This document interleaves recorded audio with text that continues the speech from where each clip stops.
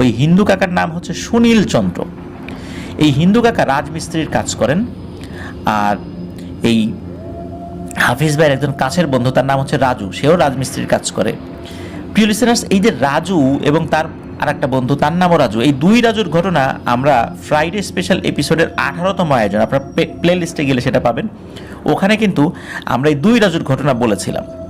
তো এই রাজু তো সেও ওই সুনীল চন্দ্রের সাথে বা সুনীল কাকার সাথে রাজমিস্ত্রির কাজ করে।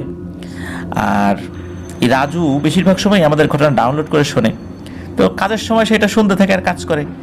একসময় এই সুনীল কাকাও ওই আফরান দ্য ওয়ার্ল্ডের ঘটনা শোনা শুরু করে। তখন ওই সুনীল কাকা রাজুকে বলেছিল তার শোনা একটি ঘটনা রয়েছে এবং এই ঘটনাটি উনি আফরান দ্য ওয়ার্ল্ডে শেয়ার করতে চান।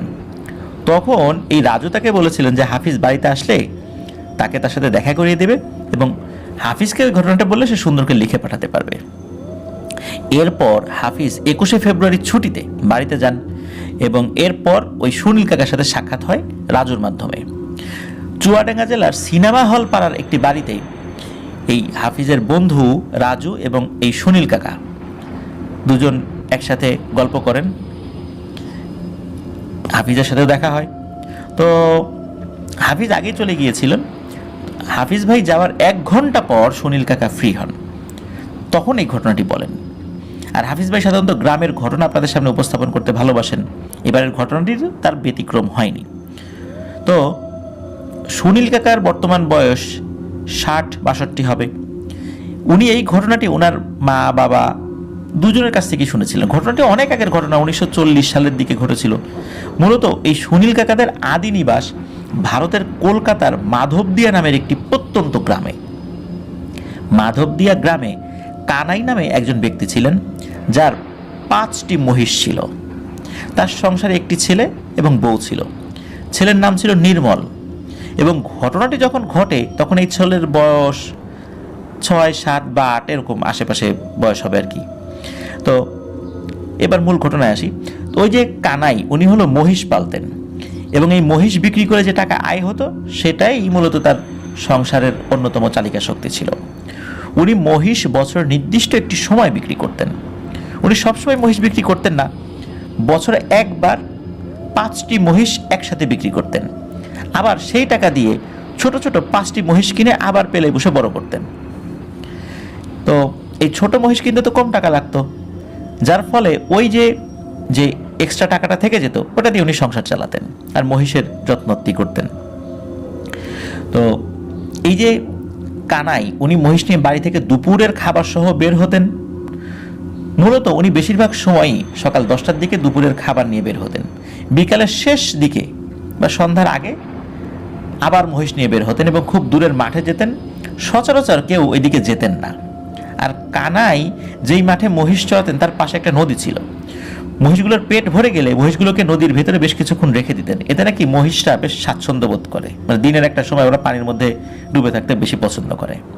তো নদী থেকে ওঠার পর মহিষগুলোর গা ডলে পরিষ্কার করে দিতেন। তো এরকমই চলতো, মানে বিকালে একবার মহিষ চড়াতেন, আবার সকালবেলা বের হতেন, বিকেলের দিকে বাড়িতে নিয়ে আসতেন আর কি। মানে দুপুরের পরে খাওয়া দাওয়া করে মহিষগুলোকে বাড়িতে নিয়ে এসে আবার বিকেলের দিকে বের হতেন। এইভাবেই তার চলতো আর কি। তো এমন একটা সময় ওই গ্রামটিতে লোক সংখ্যা খুব বেশি ছিল না, অনেক আগের কথা তো। আর গ্রামটিও ছিল একেবারে অজপাড়াগা। যাই হোক, কানাই খাবার আর মহিষ নিয়ে মাঠের উদ্দেশ্যে অন্যান্য দিনের মতোই বেরিয়ে পড়ে। ওই দিন সন্ধ্যা হয়ে যায়, কিন্তু কানাই আর আসে না। সন্ধ্যা পেরিয়ে যখন রাত হয়ে যায় তখনও কানাই মহিষ নিয়ে ঘরে আসে না। মাঝে মাঝে রাত হতো। তো কানাই তার বউকে যেই মাঠের কথা বলতো, ঠিক সেই মাঠে রাতে তো দূরের কথা, দিনের বেলাও নাকি লোকজন খুব একটা যেত না। একে তো দূরত্ব, আর কানাই ওখানে যেত কারণ ওখানে অনেক ঘাস ছিল, মানে মহিষের জন্য অনেক খাবার ছিল। লোকজন কম যাওয়ার কারণে ওখানে বেশ খাবারের প্রাচুর্য ছিল। এই কারণে মূলত কানাই মহিষগুলো নিয়ে যেত। তারপর গ্রামের কিছু প্রতিবেশী কানাই এর বউ এবং 4 বছর এই যেই বাচ্চাটা ছিল আর কি, 6-7 বছর যে বাচ্চাটা আর কি, তো এই যে নির্মল, তাকে সাথে নিয়ে তারপর গ্রামের আরো বেশ কিছু মানুষজন পরবর্তীতে যুক্ত হয়। সব মিলায় প্রায় 25-26 জন। এরা লাঠি দা আগুনের মশাল জ্বালিয়ে কানাইকে খুঁজতে সেই মাঠের উদ্দেশ্যে বেরিয়ে পড়ে। প্রায় 1.5 ঘন্টা হাঁটার পর কানাইয়ের বউ এবং প্রতিবেশীরা সেই মাঠে পৌঁছায় এবং ওইখানে গিয়ে তারা 4টি মহিষ জীবিত অবস্থায় দেখতে পায় এবং একটি মহিষ মৃত অবস্থায় পাওয়া যায়। তো মৃত মহিষটির গলায় কামড়ের দাগ মনে হচ্ছে, আর এটাও মনে হচ্ছে ওই মৃত মহিষটির সব রক্ত চুষে খেয়ে শেষ করে ফেলেছে। আর জীবিত 4টি মহিষ এক জায়গায় একসাথে দাঁড়িয়ে রয়েছে, কোথাও নড়াচড়া করছে না, মনে হচ্ছে ওরা খুব ভয় পেয়েছে। এরপর তারা কানাইকে খোঁজা শুরু করে। আশেপাশে অনেক জায়গায় খোঁজা হয়, ওই মাঠের সাথে একটা নদী আছে, নদীর আশেপাশেও সবাই খোঁজে, কিন্তু কানাইকে আর খুঁজে পাওয়া যায় না। যারা গিয়েছিল তারা কিন্তু তন্ন তন্ন করে সব জায়গায় খুঁজেও কানাইয়ের সন্ধান পায়নি। আর সন্ধান না পেয়ে তারা সকলে বাড়িতে ফেরত আসে। পরদিন আবার অনেকেই একসাথে সেই মাঠে কানাইকে খুঁজতে যায়, কিন্তু কানাইকে আর খুঁজে পাওয়া যায় না। এভাবে বেশ কয়েকদিন খোঁজে সবাই, কিন্তু খোঁজার পরও যখন কেউ তাকে খুঁজে পায় না, আর গ্রামের মানুষদের তো অন্যান্য কাজ আছে, এরপর মানুষজন তাকে খোঁজা বন্ধ করে দেয়। এভাবে কেটে যায় প্রায় মাসখানেক। কানাই আর বাড়িতে আসে না। এক রাতে কানাইয়ের বউ স্বপ্নে দেখে কানাই ওই মাঠে আবার মহিষ চড়াচ্ছে। সকালে উঠে কানাইয়ের বউয়ের মনে হয় অনেকদিন তো হয়ে গেল কানাই বাড়ি আসে না, তো আমরাও তার আর খোঁজ নিলাম না। তো মনে হয় যে স্বপ্ন সেটা দেখেছেন, তার কাছে এটা মনে হচ্ছিল যে যাই ওখানে একটু খুঁজে দেখি। এরপর ওনার মনটা খুব আনচান করছিল, উনি প্রতিবেশী কয়েকজনকে অনুরোধ করে আবার সেই মাঠে খুঁজতে যান। এবার যারা গিয়েছিলেন তারা দেখেন এক ভয়ানক দৃশ্য। তারা গিয়ে দেখেন কানাইয়ের মৃতদেহ নদীর ধারে একটা বট গাছ রয়েছে, ওইটার নিচে পড়ে রয়েছে। কানাইয়ের চোখ দুটো উপড়ে নেওয়া হয়েছে, আর তার শরীরে অসংখ্য আঘাতের চিহ্ন। আর সবচাইতে অদ্ভুত ব্যাপার সেটা হচ্ছে মনে হচ্ছে এই মাত্রই কানাইকে হত্যা করা হয়েছে। আর তার মৃত্যুটা যে স্বাভাবিক না, এটা কিন্তু অনেকেই বুঝতে পেরেছিলেন। তো কানাইয়ের বাড়িতে কান্নার রোল পড়ে যায়। এর মধ্যে কয়েকজন দ্রুত গ্রামে চলে আসে, গ্রামে অন্যান্য মানুষদেরকে খবর দেয় যে কানাইয়ের লাশ পাওয়া গেছে আর কি। তো গ্রামের আরও অসংখ্য মানুষ মাঠে গিয়ে কানাইয়ের লাশ নিয়ে গ্রামে চলে আসে। তারপর হিন্দু নিয়ম অনুযায়ী তার লাশ দাহ করা হয়। যারাই তার লাশ দেখেছে প্রত্যেকেই বলেছে কানাইয়ের সাথে খুব খারাপ কিছুই হয়েছে। তো কানাইয়ের দাহ করার পর কানাইয়ের ওয়াইফ মানে তার বউ বাকি মহিষগুলো যেগুলো ছিল সেগুলো বিক্রি করে দেয়। তো কানাইয়ের বউ একজন তান্ত্রিকের কাছে গিয়ে জানার চেষ্টা করে যে তার স্বামীর সাথে অস্বাভাবিক কিছু ঘটেছিল কিনা, তাকে কেউ শত্রুতা করে হত্যা করেছে। তো তান্ত্রিক সব শুনে কানাইয়ের বউকে কয়েকদিন পরে আসতে বলে। তো কানাইয়ের বউ কয়েকদিন পরে ওই তান্ত্রিকের কাছে গেলে ওই তান্ত্রিক বলে, তোমার স্বামী যে নদীতে মহিষ গোসল করাতো ওখানে খারাপ জিনদের একটা গোত্র বাস করে, তারা প্রাণীর রক্ত খুব পছন্দ করে। যখন তোমার স্বামী একসাথে ওই 5-5টি মহিষ গোসল করাতো তখন ওরা এদিকে নজর দিলেও আক্রমণ খুব একটা করতো না। একদিন হয়েছে কি, ওদের একটা একাদশী তিথি চলছিল, ওদের একটা উৎসব চলছিল। তো ওই দিন ওদের সর্দারের মেয়ে, সেও একটা পিশাচিনী, সে ওখানে খেলা করছিল। ওই দিন তো তাদের উৎসব চলছে, এই কারণে চিন্তা করলো আজকে উৎসবের দিন এই একটা মহিষকে ধরি। আর ওদিকে কানাই তো তার সব মহিষ গোসল করাচ্ছিল। ওই পিশাচিনীর নজর পড়ে যে সবগুলো মহিষের মধ্যে একটা যেটা একটু বেশি তাগড়া ওইটার দিকে, সে তখন ওই মহিষকে আক্রমণ করে। এর মধ্যে অন্য মহিষগুলো ওই পিশাচিনীর উপস্থিতি টের পেয়ে ডাঙায় উঠে পড়ে। আর ওই মহিষের চিৎকার শুনে কানাই তাড়াতাড়ি করে ওই মহিষের কাছে যায়, গিয়ে দেখে গলায় কামড় দিয়ে একটা পিশাচিনী ধরে রেখেছে। মূলত ওই মহিষটাকে পানির নিচে নিয়ে যাওয়ার চেষ্টা করছিল। কানাই যখন ওই মহিষটার কাছে গেছে এবং ডুব দিয়েছে যে কেন এই সমস্যাটা হচ্ছে, তখন মূলত পানির নিচে ওই পিশাচিনীটাকে কানাই দেখেছিল। কানাই কি করেছিল, ওই পিশাচিনীর চুল চেপে ধরেছে, আর সাথে সাথে পিশাচিনী কানাইয়ের গলা টিপে ধরে এবং পানির নিচে টেনে নিয়ে যায়। কয়েকদিন পর তারা কানাইয়ের উপর খুব অত্যাচার করতে থাকে। মূলত তার উৎসব চলছিল, এই জন্য ওই দিন কিছু বলেনি, তাকে বন্দি করে রেখেছিল। এরপর তাকে প্রায়শই নির্যাতন করত। একটা সময় তাকে খুব নির্মমভাবে হত্যা করে ওই লাশটি নদীর উপর ফেলে রেখে যায়। সে ওই পিশাচিনীর চুল ধরে টান দিয়েছে, এটাই তার অপরাধ। কিন্তু পিশাচিনী যে তার মহিষ খেয়ে ফেলেছে, মহিষের রক্ত খেয়ে ফেলেছে, এটা কোনো অপরাধ না, তার চুল ধরাটাই হয়ে গেছে অপরাধ। তো ওই গোত্রের জিনগুলো খুবই হিংস্র আর শক্তিশালী। এইটা ওই তান্ত্রিক কানাইয়ের বউকে বলেন, এবং এটাও বলে যে যা হয়েছে ভুলে যান, একটা ছেলে আছে, ছেলেকে মানুষ করেন, এটা নিয়ে খুব বেশি বাড়াবাড়ি করা ঠিক হবে না। ওরা ক্ষিপ্ত হলে আবার আপনার এবং আপনার ছেলের উপর আক্রমণ করতে পারে। তো কানাইয়ের বউ এইসব কথা শুনে মন খারাপ করে বাড়িতে চলে আসে। তার ছেলে একটা ছোট মানুষ, আর উনি একজন মহিলা মানুষ। এই যে মহিষগুলো, এই মহিষগুলো এখন পালা তার জন্য তো অনেক কষ্ট হবে। এতদিন কানাই ফেরত আসবে আসবে করে অনেক কষ্টে মহিষগুলো রেখে দিয়েছেন, কিন্তু এখন তো তার পক্ষে মহিষগুলো পালা সম্ভব না। তিনি ওই মহিষগুলো বিক্রি করে দিয়ে কিছু ছাগল কেনেন এবং ছেলেকে সাথে নিয়ে বাড়ির আশেপাশে ছাগল চড়িয়ে দিন যাপন করতে থাকেন। এইভাবেই কেটে যায় 14-15 বছর। কানাইয়ের ছেলে নির্মল আস্তে আস্তে বড় হতে থাকে। এই নির্মল তার মা এবং প্রতিবেশীদের মুখে বাবার মৃত্যুর করুণ কথা, যে করুণ মৃত্যু হয়েছিল, নির্মম মৃত্যু হয়েছিল, সেগুলো শুনে এই জিনদের উপর খুব ঘৃণা বাড়তে থাকে। কানাইয়ের ছেলে নির্মল ছিল খুবই সাহসী আর খুব একরোখা স্বভাবের। রাত বিরেতে মাঠে ঘাটে চড়ে বেড়ানো ছিল তার নেশা। বাবা ছিল না, এই জন্য শাসন মা ওইভাবে করতো না। ছেলেকে খুব আদর করতেন, ছেলেই ছিল তার বেঁচে থাকার অবলম্বন। সে যখন যেটা চাইতো তখন মা তার সাধ্য অনুযায়ী দেওয়ার চেষ্টা করত।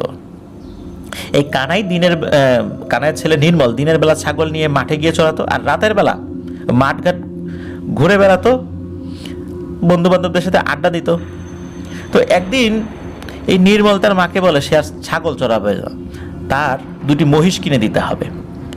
তার মাও ভেবে দেখে ছেলে তো বড় হয়েছে, আর সে ভাবে যে মহিষ পুষলে আরো ভালো হবে, ছাগল পালনে খুব একটা লাভ হতো না, কিন্তু মহিষ পুষলে বেশি লাভবান হওয়া যাবে। তো ওই চিন্তা করে উনি বেশ কয়েকটা ছাগল বিক্রি করে দিয়ে মাঝারি আকারের 2টি মহিষ তার ছেলেকে কিনে দেন, মানে নির্মলের মা নির্মলকে কিনে দেন।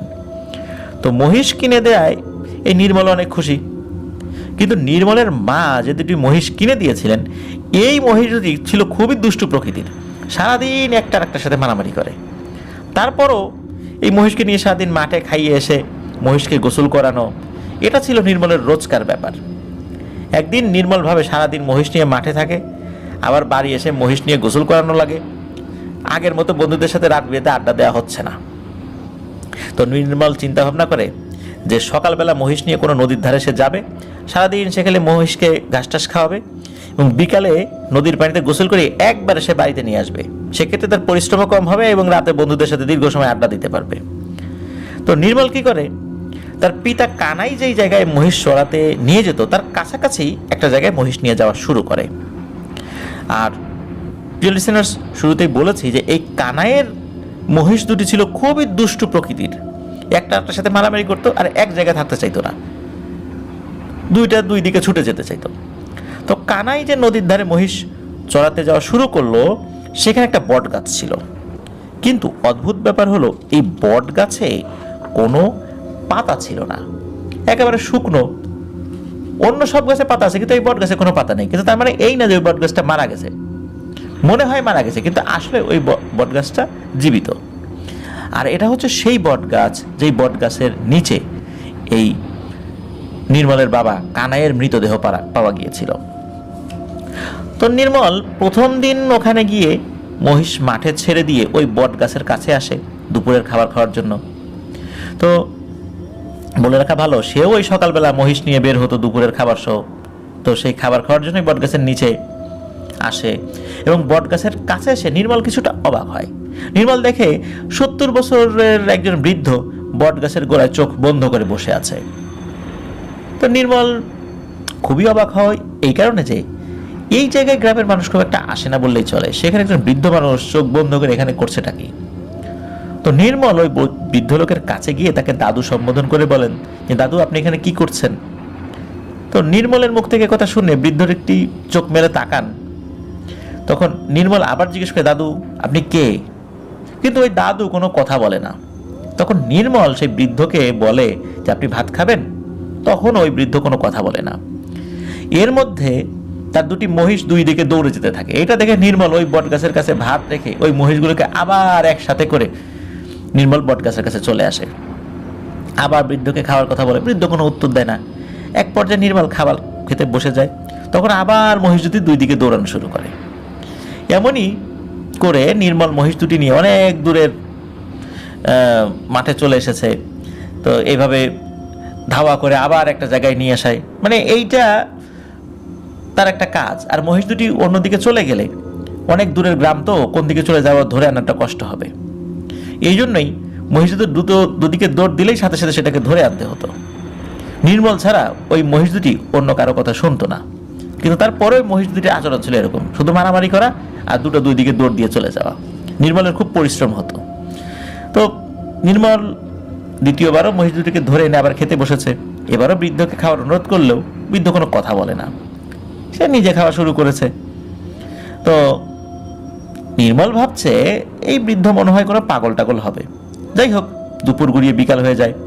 নির্মল মহিষগুলোকে নদীর পানিতে ছেড়ে দেয়, মহিষগুলোকে গোসল করাতে থাকে। সব শেষ করে নির্মল যখন বাড়িতে যাবে তখন ওই বৃদ্ধকে বলে, সন্ধ্যা হয়ে যাচ্ছে, আপনি এখানে না থেকে আমার সাথে চলেন, এখানে থাকা নিরাপদ না। তবুও ওই বৃদ্ধ কোনো কথা বলে না। তো সে ওখানে যাওয়ার আসলে বিন্দু মাত্র আগ্রহ দেখায় না, মানে ওই যে বৃদ্ধ, সে যে নির্মলের সাথে যাবে তার কোনো আগ্রহই নেই। কি আর করা, নির্মল তো তার ভদ্রতা দেখিয়েছে। নির্মল মহিষ দুটিকে নিয়ে বাড়িতে চলে আসে। নির্মল পরদিন আবার সেই মাঠে মহিষ নিয়ে যায় এবং সেই বৃদ্ধকে বট গাছের নিচে আজও দেখতে পায়। নির্মল ভাবতে থাকে এই বৃদ্ধ কি রাতেও এখানে ছিল নাকি, কিন্তু এইরকম একটা নির্জন জায়গায় কিভাবে সারা রাত একটা মানুষ থাকতে পারে। নির্মল মহিষগুলোকে ছেড়ে দিয়ে আবার ওই বৃদ্ধের কাছে এসে তার নাম জিজ্ঞেস করতে থাকে, এখানে সে কিভাবে আসলো, অনেক কিছু জিজ্ঞেস করতে থাকে, কিন্তু ওই বৃদ্ধ কোনো কথা বলে না। শুধু নির্মলের পানে এক দৃষ্টিতে ওই বৃদ্ধ তাকিয়ে থাকে।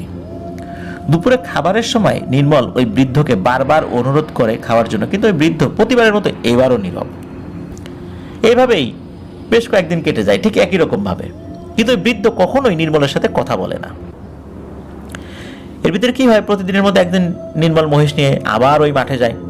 মহিষগুলো মাঠে ছেড়ে দিয়ে দুপুরের সময় ওই বৃদ্ধের ওখানে গিয়ে খাবার খাওয়ার সময় ওই বৃদ্ধ তখন নির্মলকে উদ্দেশ্য করে প্রথম কোনো একটা কথা বলে ওঠে। ওই বৃদ্ধ বলে, নির্মল, আজকে তুমি মহিষকে নদীর পানিতে নামাবা না।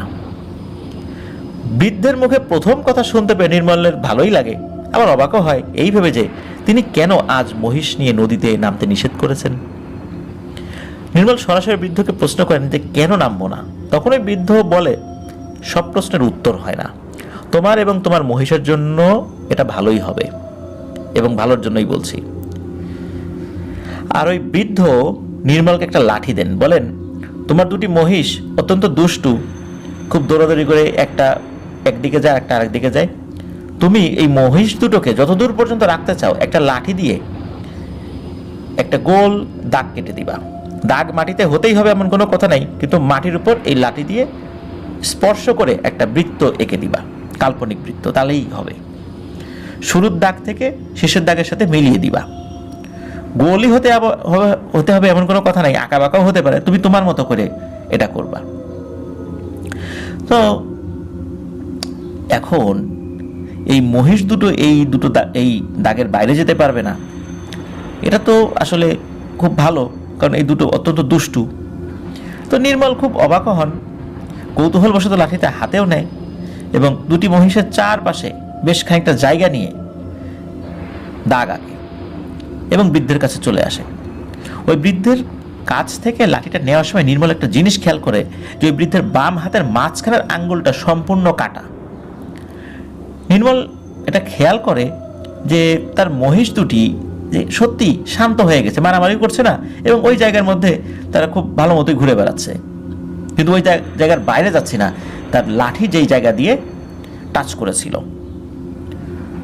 তখন নির্মলের মনে হয় এই বৃদ্ধের অলৌকিক কোনো শক্তি আছে, এই বৃদ্ধের কাছ থেকে কিছু শেখা যায়। তো এভাবে বিকাল হয়ে যায়। নির্মল ওই বৃদ্ধের কথা মতো ওই দিন নদীতে আর মহিষ দুটিকে না নামিয়ে বাসায় চলে যেতে থাকে। ওই দিনও নির্মল বৃদ্ধকে অনেক অনুরোধ করে যে তার সাথে যাওয়ার জন্য, কিন্তু বৃদ্ধ রাজি হয় না। কি আর করা, অগত্যা বৃদ্ধকে রেখেই নির্মল বাড়িতে ফেরত আসে। কিন্তু নির্মলের মাথায় একটা বিষয় ঘুরপাক খেতে থাকে যে কিভাবে লাঠি দিয়ে চারদিকে অঙ্কন করার পর ওরা এখান থেকে বের হলো না। আর লাঠি দিয়ে ওই মহিষ দুটিকে হালকা টাচ করার পর কিভাবে এই মহিষ দুটো এত শান্ত হয়ে গেল? এরা তো শান্ত না, সারাক্ষণ মারামারি করে। আর বৃদ্ধই বা কেন নদীর পানিতে নির্মলকে নামতে নিষেধ করেছিলেন? আর ওনার হাতের মাঝখানের আঙ্গুলটা কাটাই বা কেন? তো ওই বৃদ্ধের প্রতি নির্মলের একটা কৌতূহল সৃষ্টি হয়। নির্মল মনে মনে ভাবে ওই বৃদ্ধ মনে হয় অনেক বড় কোনো কবিরাজ বা সাধক হবে। পরদিন তার মায়ের কাছ থেকে একটু বেশি করে ভাত তরকারি নিয়ে নির্মল রওনা দেন। উদ্দেশ্য ছিল ওই বৃদ্ধকে উনি জোর করে হলেও আজকে খাওয়াবেন, যেহেতু কথা বলেছেন গতদিন। প্রতিদিনের মতো ওই দিনও মাঠে এসে নির্মল মহিষ দুটিকে ছেড়ে দিয়ে ওই বৃদ্ধের কাছ থেকে লাঠি নিয়ে মহিষ দুটির চারপাশে গোল দাগ দিয়ে এসে ওই বৃদ্ধের কাছে সে বলে, আজকে ওই বৃদ্ধের জন্য খাবার নিয়েছে সে, এবার তাকে খেতেই হবে। তখন ওই বৃদ্ধ বলে, বাবা আমি ফল দুধ আর পানি ছাড়া কিছু খাই না। যাই হোক, তখন নির্মল বলে, তাহলে আমাকে একটু বলবেন যে আপনার এই লাঠির মধ্যে কি কোনো জাদু আছে? আমার মহিষগুলো কেন ওই লাঠি দিয়ে কাটা দাগের ওই পাশে যায় না? আর ওই লাঠি দিয়ে আমার মহিষকে টাচ করার পর কেনই বা ওরা এত শান্ত হয়ে যায়? আর আপনার বাম হাতের আঙ্গুলটা কাটা কেন? তখন ওই বৃদ্ধ বলে, আমি তোমার মতো একজন সাধারণ মানুষ, তবে মানুষ হলেও আমি একজন জিনের কাছ থেকে অনেক তন্ত্রমন্ত্র শিখেছি এবং সেটা সাধনা করে সাধক হয়েছি। তাই তন্ত্রমন্ত্র সাধনা করার কারণে অনেক কিছুই বুঝতে পারি আর করতেও পারি। তখন নির্মল বলে, আমি আপনার কাছ থেকে এই তন্ত্রমন্ত্র শিখব। তখন ওই বৃদ্ধ বলে, এটা অনেক কঠিন কাজ, তুমি পারবে কিনা বলতে পারবো না। এখানে অনেক সময় দিতে হয় এবং প্রচুর ধৈর্য ধারণ করতে হয়, পাশাপাশি অনেক সাহসেরও প্রয়োজন হয়। ওই বৃদ্ধের কথা শুনে নির্মল বলেন যে যত কঠিন কাজ হোক আমি পারবো, কারণ আমি শুনে এসেছি এই নদীর এক পিশাচিনী আমার বাবাকে এই নদীর নিচে 10 বছরের বেশি সময় আগে নিয়ে গিয়ে মেরে ফেলেছে। আমিও ওই পিশাচিনীকে হত্যা করতে চাই। তখন ওই বৃদ্ধ বলে, তোমার বাবার নাম কি? তখন নির্মল বলে, আমার বাবার নাম কানাই।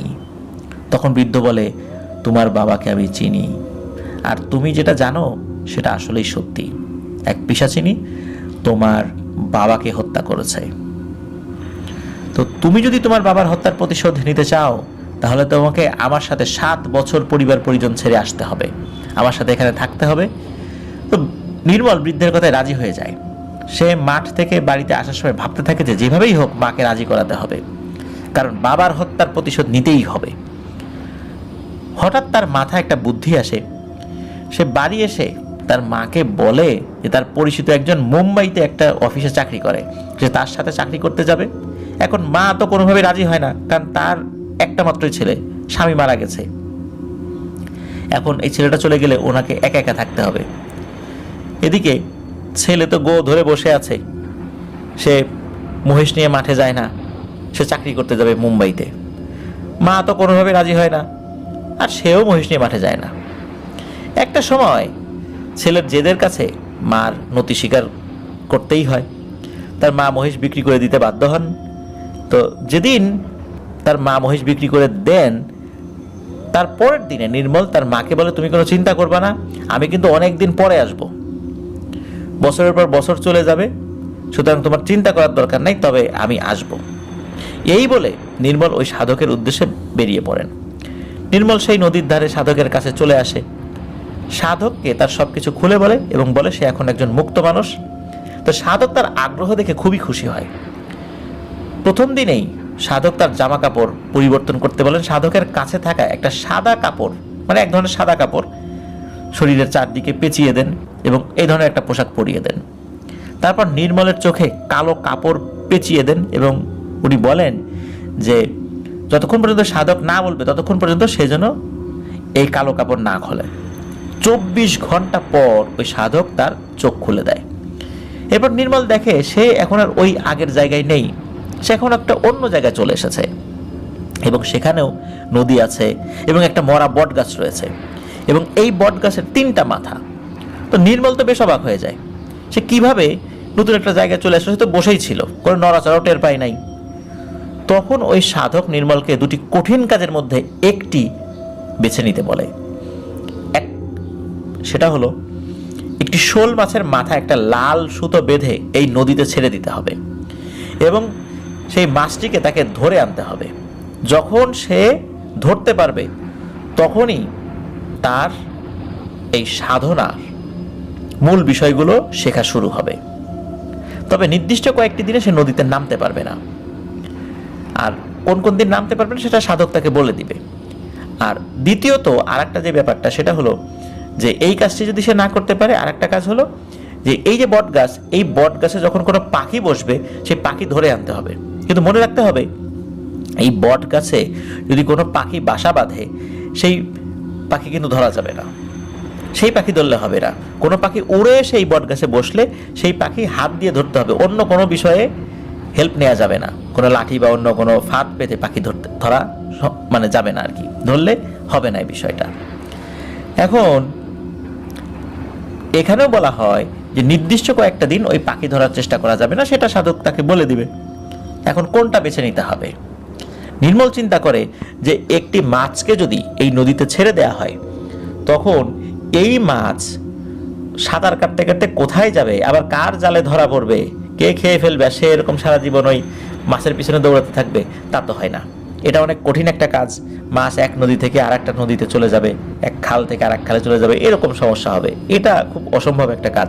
তবে এই দুইটা কাজের মধ্যে থেকে এই বট গাছ থেকে পাখি ধরার কাজটা অপেক্ষাকৃত সহজ মনে হয়।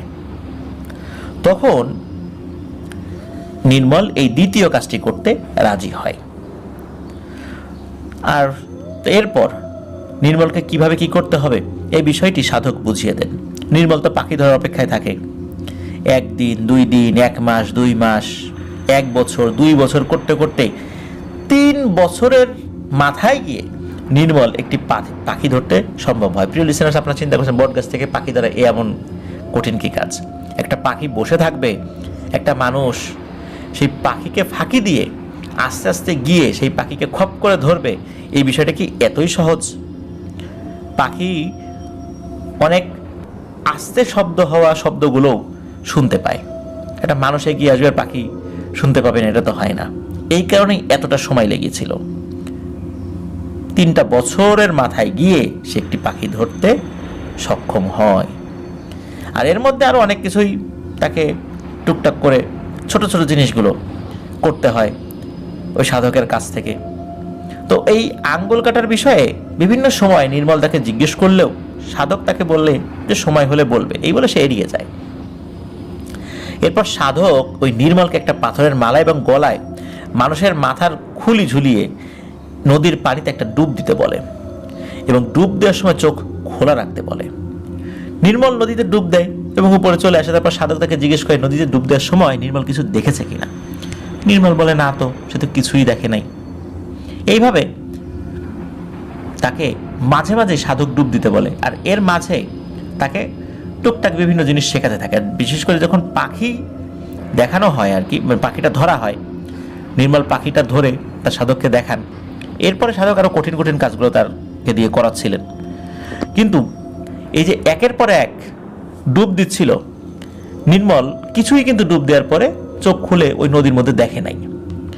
প্রায় 27 বার নির্মল পানিতে ডুব দিয়েছিল, কিন্তু কিছুই দেখে নাই। এরপর সাধক তাকে দূরের একটা শ্মশানে পাঠায় এবং বলে ওইখানে একজন ব্যক্তি দেখতে পারবা যার বয়স আমার থেকে অনেক বেশি, এবং তার কাছে আমি তোমাকে পাঠাবো। আমি একটা গাছের ছাল আর একটা কাগজ দিব, সেটা তুমি তার কাছে দিবা। কিন্তু ভুল করেও কোন গাছের ছাল এবং কাগজে কি লেখা আছে তুমি সেটা দেখবা না। তুমি শুধু গিয়ে এগুলো তার কাছে দিবা, আর তুমি এতদিন যা যা শিখেছো এগুলো তাকে বলবা। এরপর উনি যেরকম নির্দেশনা দেন সেই অনুযায়ী কাজ করবা। ওনার অনুমতি ছাড়া কখনোই তুমি ফেরত আসবা না। সাধকের কাছ থেকে সব ধরনের পরামর্শ শুনে এই নির্মল সেই শ্মশানের সাধকের উদ্দেশ্যে বেরিয়ে পড়ে।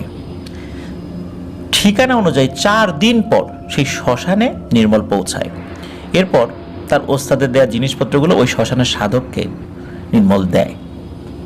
সাধক এগুলো নিয়ে নির্মলকে তার পাশে চুপচাপ বসে থাকতে বলে এবং বলে যতক্ষণ পর্যন্ত আমি তোমার সাথে কথা বলবো না তুমি আমার সাথে কথা বলো না। আমি নিজেই তোমার সাথে কথা বলবো, আর তোমার জন্য এখানে ফল, দুধ আর পানি থাকবে, তুমি এগুলাই খাবা। তুমি চাইলে আশেপাশে হেঁটে বেড়াতে পারো, কোনো সমস্যা নাই। তো তুমি অধিকাংশ সময় আমার পাশেই বসে থাকবা। 2 মাস ওই সাধক নির্মলকে তার পাশে বসিয়ে রেখেছিলেন। তো নির্মল কখনো হাঁটাহাঁটির দরকার হলে আশেপাশে যেতেন, আবার ওই সাধকের পাশে এসে বসে পড়তেন আর চুপ করে বসে থাকতেন। যেহেতু ওই সাধক তাকে নিষেধ করেছে কোনো ধরনের কথা না বলতে, মানে তার সাথে কথা না বলতো, অন্যদের সাথে কথা বলতো, আশেপাশে আরও কিছু সাধকরা ছিল, কিছু লোকজন ছিল, তাদের সাথে কথা বলতো, কিন্তু ওই সাধকও অন্যদের সাথে কথা বলতো, কিন্তু নির্মলের সাথে কথা বলতো না। তাই এই নির্মল 2 মাস ওই সাধকের সাথে কোনো কথা বলতে পারেন নাই। 2 মাস পর ওই সাধক এই নির্মলকে একটি স্বর্ণের গ্লাস এবং একটা স্বর্ণের ঘটি দেয় এবং বলে, আজ রাতে তুমি পাশের শ্মশানে যাবা, সেখানে গভীর রাতের বেলা অনেক লম্বা কিছু অবয়ব দেখতে পাবা। তাদের প্রত্যেকের গলায় পাথরের মালা থাকবে, ছোট ছোট পাথর দিয়ে তৈরি করা মালা। তারা ওখানে একসাথে ধ্যানে বসবে। তখন তাদের প্রত্যেককে এই ঘটি থেকে 1 গ্লাস করে জল খাওয়াবা। তুমি ঘটিতে কোনো জল দেখতে পাবা না, কিন্তু আমি তোমাকে একটা মন্ত্র শিখিয়ে দেব। প্রতিবার ওই মন্ত্র পড়ে ফু দিলে ওই ঘটিতে জল চলে আসবে, ওই জল তুমি প্রত্যেককে খাওয়াবাই। এক একজনকে একবার করেই খাওয়াবে। সবার খাওয়ানো শেষ হলে তারা আবার তোমার কাছে জল চাইবে, কিন্তু তুমি এই জল খাওয়ানোর বিনিময়ে অত্যন্ত বিনীতভাবে তাদের প্রত্যেকের কাছে একটি করে পাথর চাইবে, যেই পাথরগুলো দিয়ে তাদের গলার ওই মালাটা তৈরি করা হয়েছে। দেখবে ওরা খুশি মনেই তোমাকে একটি করে পাথর দেবে, কিন্তু খবরদার তাদের সাথে কোনো বেয়াদবি করবা না। তোমার কাছে সবাই 1 গ্লাস পানি খাবে, পুনরায় আবার 1 গ্লাস পানি যখন চাইবে তখনই তুমি এই জিনিসটা করবা। শুরুতেই তাদের কাছে আবার পাথর চাইতে যেও না, আর দ্বিতীয়বার পানি খাওয়ার পর তারা তোমার কাছে আর পানি চাইবে না, তখন তুমি আবার এই জিনিসগুলো নিয়ে আমার কাছে চলে আসবা। তো নির্মল সাধকের কথা মতো ঘটি এবং গ্লাস নিয়ে গভীর রাত্রে শ্মশানের উদ্দেশ্যে বেরিয়ে পড়ে এবং সত্যি সে শ্মশানের কাছে এসে দেখে 30 থেকে 35 জন বেশ লম্বা লম্বা চিকন অবয়ব একসাথে বসে ধ্যান করছে। নির্মল সাধকের কথা মতো আস্তে আস্তে তাদের কাছে যায় এবং তাদের সকলকে প্রণাম করে। তো তাদের প্রত্যেককে ঘটি থেকে মন্ত্র পড়া জল খাওয়াতে থাকে। 1 গ্লাস করে খাওয়ায়, শেষ হলে তারা আবার 1 গ্লাস পানি চায়। প্রত্যেকে যখন 1 গ্লাস করে খেয়েছে, আবার 1 গ্লাস পানি চেয়েছে, তখন নির্মল সবার কাছে অত্যন্ত বিনীতভাবে তাদের যে গলার মালা যে পাথর দিয়ে তৈরি করা হয়েছে সেখানে একটা পাথর চায়।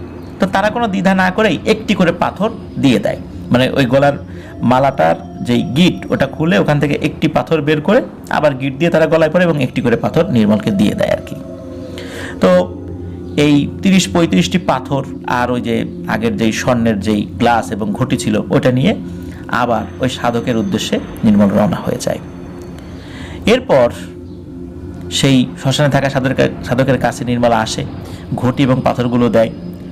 সাধক পাথরগুলো নিয়ে একটি মালা তৈরি করে এবং এটা দিয়ে একটা মালা তৈরি করে নির্মলের গলায় ঝুলিয়ে দেয় এবং এবার তাকে তার ওস্তাদের কাছে যাওয়ার জন্য রওনা করতে বলে। নির্মল সাধকের কাছে চলে আসে, আবার আসতে 4 দিন লেগেছিল। তখন সাধক তার গলায় পাথরের যে মালা এটা পরা অবস্থায় ওই নদী, যেই নদীতে নির্মলের বাবা ডুবে মারা গিয়েছিল, সেই নদীতে একটা ডুব দিতে বলে এবং ডুব দিতে বলে দেখে যে তুমি কিছু দেখতে পাও কিনা। আগে তো 27 বার কিছু দেখো নাই, এইবার দেখো কিছু দেখতে পাও কিনা। এবার নির্মল ডুব দেয় এবং ডুব দিয়ে পানির নিচে একটা বিশাল প্রাসাদ দেখতে পায়। এরপরে সে আবার উঠে চলে আসে। যখন সাধক তাকে ধ্যান করতে বলে এবং 3 দিন পর আরেকজন সাধক এসে ওই যে গলায় যেই 30-35টা পাথর দিয়ে যে মালা তৈরি করা হয়েছিল সেই মালাটা আরেকজন সাধক এসে মন্ত্র পড়ে সেটা আবার ফু দেয়। ওখানে তো আরও বেশ কিছু সাধক মানে আশেপাশে ঘোরাফেরা করতো, কখনো কখনো আসতো আর কি। তবে ওই যে সাধকটা, মূলত যেই সাধকটা নির্মলকে আরেকজন শ্মশানের সাধকের কাছে পাঠিয়েছিলেন, তো ওইখানে অন্যান্য লোক না আসলেও ওই দিন কোত্থেকে যেন আরেকজন সাধক আসে এবং ওখানে ওই মন্ত্র পড়ে ফু দিয়ে সে আবার চলেও যায়। এরপর তার যেই মূল ওস্তাদ সে এইবার বলে এবার ডুব দাও। তবে তার আগে নদীর কোলে একটা গোলাকার বৃত্তের একটা গণ্ডি তৈরি করতে বলেন এবং এই গণ্ডির চারদিকে আগুন ধরিয়ে দিতে বলেন এবং সাথে একটা ধারালো বস্তু সাথে নিয়ে যেতে বলেন পানির নিচে, এবং কি কি করতে হবে এটাও বলে দেন। এবার নির্মল গলায় ওই পাথরের মালা পরে নদীতে ডুব দেয়। ডুব দিয়ে দেখে একটা শাড়ি পরা মেয়ে চোখ বন্ধ করে প্রাসাদের সামনে বসে আছে। তার চুলগুলো অনেক লম্বা এবং এত লম্বা ওই চুলগুলো ওই নির্মলের পায়ের কাছে চলে এসেছে। এটা দেখার সাথে সাথে তার ওস্তাদের কথা মতো ধারালো ওই বস্তুটা দিয়ে ওই চুলের কিছুটা অংশ সাথে সাথে খ্যাচ করে কেটে ফেলে। কেটে ফেলার সাথে সাথে ওই মেয়েটি প্রচণ্ড জোরে আর্তনাদ করে ওঠে। আর সাথে সাথে নির্মল দেখে স্বচ্ছ পানি আস্তে আস্তে রক্তিম আকার ধারণ করছে, মানে লাল বর্ণ হয়ে যাচ্ছে, রক্তের মতো মনে হচ্ছে ওই চুল থেকে রক্ত পড়ছে এবং ওই রক্তে পানি লাল হয়ে যাচ্ছে। নির্মল কি করছে, যখনই ওই চুল কেটেছে, চুল কাটার সাথে সাথে নির্মল যখন ডুব দিয়েছিল, ডুব দেওয়ার সাথে সাথে তার কিন্তু নিঃশ্বাস নিতে কোনো সমস্যা হচ্ছিল না। পানির নিচে তো আমরা নিঃশ্বাস নিতে পারি না, কিন্তু সে যখনই পানির নিচে কিছু দেখে তখন কিন্তু মনে হয় যে একদম স্বাভাবিক, আমরা যেরকম মানে ডাঙার উপরে নিঃশ্বাস নিতে কোনো কষ্ট হয় না, ঠিক মনে হয় পানির নিচেও সেরকম। কিন্তু যখনই সে চুল কেটেছে সাথে সাথে তার নিঃশ্বাস নিতে কষ্ট হচ্ছে। নির্মল তো দ্রুত নদী থেকে উপরে উঠে আসে। উঠে এসে ওই যে একটা বৃত্তাকার গণ্ডি তৈরি করা হয়েছিল, চারদিকে আগুন জ্বলছিল, ওইটার ভিতরে গিয়ে দাঁড়ায়। নির্মল দেখে তার পুরো শরীরে যে পানি লেগেছিল পানিগুলো রক্তের মতো হয়ে গেছে। তো আগুনের তাপে ওগুলো শুকাতে থাকে। আস্তে আস্তে আস্তে আস্তে নির্মলের শরীরও লাল হয়ে যাচ্ছে, কারণ ওই যে পানির রঙে ওরকম হয়ে যাচ্ছে আর কি। আর নির্মল দেখে নদীর ভেতর থেকে দানবীয় আকৃতির এক একটা অবয়ব উঠে আসছে এবং প্রত্যেকে খুব রাগান্বিত। এরকম হাজার হাজার অবয়ব চলে আসে, নদীর তীরে এসে হাজির হয়। এর মধ্যে থেকে একটা অবয়ব, তার গলায় এক ধরনের মালা রয়েছে, মাথায় এক ধরনের মুকুটের মতো রয়েছে, হাতে এক ধরনের দণ্ড রয়েছে, রাজাদের যেরকম থাকে। এটা অন্যান্য অবয়ব থেকে একটু বেশ বড়। খুবই রাগত স্বরে নির্মলের দিকে সে তাকিয়ে থাকে এবং ওইটা বলে যে, এই তুই আমার মেয়ের চুল কাটলি কেন? এক্ষুনি ওটা ফেরত দে, সে এখন মৃত্যু শয্যায়। যদি ভোর হওয়ার আগে এই চুল তার শরীরে ঠেকাতে না পারি তাহলে আমার মেয়ে মারা যাবে। এর মধ্যে কি হয়, ওই যে নির্মলের যে ওস্তাদ সে চলে আসে এবং সে এসে বলে যে আমার কথা মতোই ও নিচে গেছিল এবং ওকে আমি দীর্ঘ সময় ধরে এই কাজটি করার জন্য প্রস্তুত করেছি। ও তোর মেয়ের চুল ফেরত দেবে না। তোরা এই ছেলের পিতাকে হত্যা করছিস, আমার সন্তানকে তোদের গোত্রেরই একজন, তোদেরই এক জাতি ভাই আমার কাছ থেকে ছিনিয়ে নিয়ে গেছে বহু বছর আগে। এই কারণেই তোর মেয়ের চুল কেটে আনতে বাধ্য হয়েছি। তখন ওই বৃদ্ধ ওই জিনের সর্দারের কাছে বেশ কিছু বিষয় খুলে বলে। ওই বৃদ্ধ বলে, আমার নাম সুকুমার। আমি এই সময় মানে একটা সময় আমি কৃষিকাজ করতাম, পাশাপাশি মাছ ধরাটা আমার নেশা ছিল। আমার বয়স যখন 25-26 বছর তখন আমি প্রথম পুত্র সন্তানের পিতা হই। আমার সন্তানের জন্ম হয় আমার শ্বশুর বাড়িতে। আমি আমার ছেলেকে দেখতে যাব ভাবলাম, আর খালি হাতে তো দেখতে যাওয়া যায় না। এই চিন্তা করলাম যে আজ একটা বড় মাছ ধরতে যাব। ভাবনা মতো আমি রাতের বেলা নৌকা নিয়ে মাছ ধরতে নদীতে বের হই। বেশ কিছু সময় পর আমি মাছ ধরতে সক্ষম হচ্ছিলাম না, তাই সামনের দিকে এগিয়ে যেতে যেতে একটা সময় শ্মশান ঘাটের কাছে চলে আসি আর ওখানে জাল ফেলতে থাকি। এক পর্যায়ে ওই জালের ভেতর একটা পিতলের বোতল দেখতে পাই, আর সাথে দেখতে পাই দূর থেকে একটা বিশাল বাতাস আমার নৌকার দিকে ছুটে আসছে। তো বাতাসটা ছুটে আসছে, বাতাসটা অনেক সময় নদী খালবিল এরকম বাতাস আসেই, তো এটাকে আমি স্বাভাবিকভাবে নিয়েছি। বোতলটা আমি হাতে নিয়ে দেখি ওটার উপর আরবি ভাষায় কিছু একটা লেখা আছে খোদাই করে। আমি বোতলের মুখ খুলতেই সেখানে একটা স্বর্ণের আংটি দেখতে পাই। আমি কোনো কিছু না ভেবেই আংটিটা আমার বাম হাতের আঙ্গুলের মধ্যে লাগিয়ে দিই, আর সাথে সাথে আমার আঙ্গুলে প্রচণ্ড যন্ত্রণা শুরু হয়। মনে হয় আংটি লাগানোর পর আমার আঙ্গুলে আগুন ধরে গেছে এবং হাড় মাংস চামড়া পুড়ে সব একাকার হয়ে যাচ্ছে ওই জায়গাটাতে যেখানে ওই আংটিটা লেগে আছে। এরপর আমি অনেক চেষ্টা করি ওই আংটিটা বের করতে পারি নাই। যখনই আংটিটা জোর করে বের করার চেষ্টা করি তখনই এতটাই যন্ত্রণা শুরু হয়, মনে হয় আমার কলিজায় কেউ আঘাত করছে। এর মধ্যে শ্মশান থেকে একটা বাচ্চার কান্নার আওয়াজ আমি শুনতে পাই। আমি ভাবি এত রাত্রে আবার কে মারা গেল। আমি নৌকাটা নদীর এক পাশে রেখে শ্মশানের কাছে গিয়ে দেখি একটা বাচ্চা ছেলে কান্না করছে। আমি তাকে জিজ্ঞেস করি যে বাবা তুমি এখানে কান্না করছো কেন?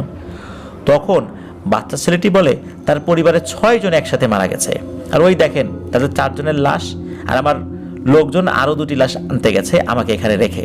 তখন আমি তাকিয়ে দেখি শ্মশানের এক পাশে 4-4টি লাশ মাটিতে শুইয়ে রাখা হয়েছে, ওদিকে চিতাও সাজানো হয়েছে। আমি ধীরে ধীরে ওই লাশের কাছে যাই, কাপড় উঁচু করে লাশের মুখগুলো দেখতে থাকি। প্রথম লাশটি দেখার পর দ্বিতীয় লাশটি যখন দেখি তখন আমার কাছে মনে হলো প্রথম লাশটির চেহারার মতোই দ্বিতীয় লাশটি। এরপর তৃতীয় লাশটি যখন দেখি তখন মনে হলো আগের 2টি লাশের চেহারার মতোই তৃতীয় লাশটি।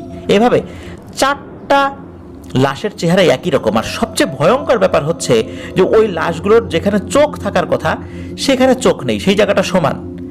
আর মানুষের মাথায় যেখানে কপাল থাকে এই কপালের উপরে 2টো চোখ। এটা দেখি আমি প্রচণ্ড ভয় পাই। আর আমি সাথে সাথে সেই বাচ্চাদের দিকে তাকাতেই দেখি ওই বাচ্চার মুখও স্বাভাবিক না। ওই বাচ্চার মুখটাও ঠিক ওই লাশ শুয়ে আছে, ওদের চোখ যেমন কপালের উপরে, চোখের জায়গায় কিছু নেই, ওই বাচ্চার মুখটাও ওই রকম। আর ওই বাচ্চাটি তখন অদ্ভুতভাবে হাসছে। এটা দেখে আমি আমার নৌকার দিকে দৌড়াতে থাকি। আমি নৌকার কাছে আসতেই দেখি এখন আর বাচ্চা না, মাঝ বয়সী লম্বা একটা জিন তার স্বাভাবিক সুরতে নৌকার এক পাশে দাঁড়িয়ে আছে। খুব ভয়ানক সুরতে দাঁড়ায় নাই, তবে বোঝা যাচ্ছে যে এটা একটা জিন। তখন ওই জিনটা আমাকে বলে, ওই আংটিটা আমার লাগবে, তুই ওই আংটিটা আমাকে দিয়ে দে। আমি তখন জিনটিকে বলি যে আমি তো অনেক চেষ্টা করি আংটিটা বের করতে পারছি, আমি কিভাবে দেব?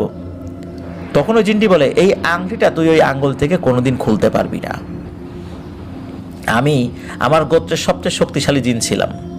সর্দার না থাকলেও সর্দার আমাকে অনেক পছন্দ করতো আমার শক্তিমত্তার কারণে। আর মানুষ আর প্রাণীদের ক্ষতি করা আমার প্রধান লক্ষ্য ছিল। একদিন 2টি যমজ বাচ্চা পানিতে গোসল করার জন্য নদীর পাড়ে খেলা করছিল। যে খেলা করতে করতে একটা সময় নদীর পানিতে তারা নেমে গোসল করবে। আমি কোনো কারণ ছাড়াই বিশাল এক সাপের রূপ নিয়ে ডাঙা থেকে নদীর দিকে নামতে থাকি, যাতে বাচ্চাগুলো আমাদেরকে দেখে খুব ভয় পায়। তো ভয় পেয়ে ওরা ডাঙার অন্যদিকে না দৌড়ে ওরা পানির দিকে যেতে থাকে, কারণ ওই সময় ওদের হিতাহিত জ্ঞান কাজ করছিল না। তো ওরা পানিতে পড়ে যায়। তখন ওই বাচ্চা দুটোকে আমি পেঁচিয়ে ধরি, বাচ্চা দুটি মারা যায়। তো ওই বাচ্চা দুটোকে মারার আসলে আমার কোনো অভিপ্রায় ছিল না, কিন্তু মানুষের ক্ষতি করাই আমার কাজ। সুযোগ পেলেই আমি এভাবে বাচ্চাদের ক্ষতি করতাম, মানুষের ক্ষতি করতাম।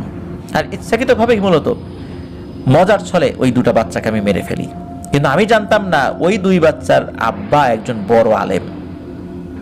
সে যে কোনোভাবে জানতে পারে যে আমি ভয় দেখিয়ে ইচ্ছাকৃতভাবে কোনো কারণ ছাড়া তার সন্তানকে হত্যা করেছি।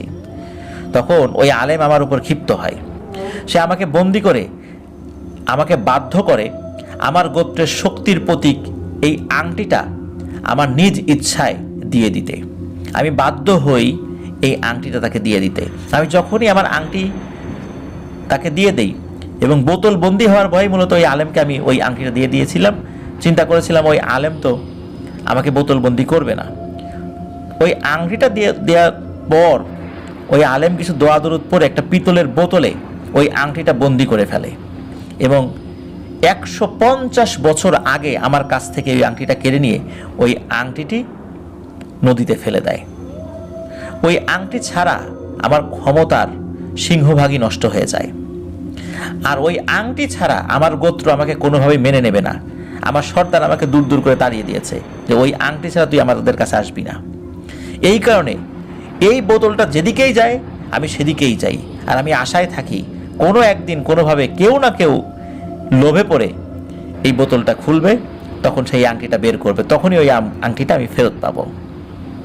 তুই এটা এখন আমাকে ফেরত দে। তখন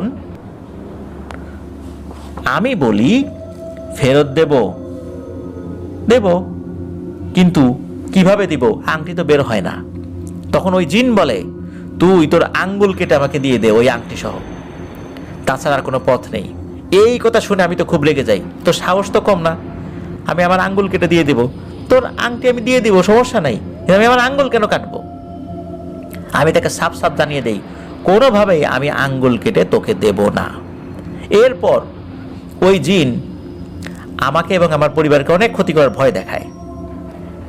তারপরও আমি আঙ্গুল কেটে দিতে রাজি হই নাই। আমি বুঝতে পারি ও আমার কাছ থেকে জোর করে ভয় ভীতি দেখিয়ে কোনোভাবে আংটি নেবে না। জোর করে নিলে হয়তোবা ওই আংটির গুণাগুণ নষ্ট হয়ে যাবে।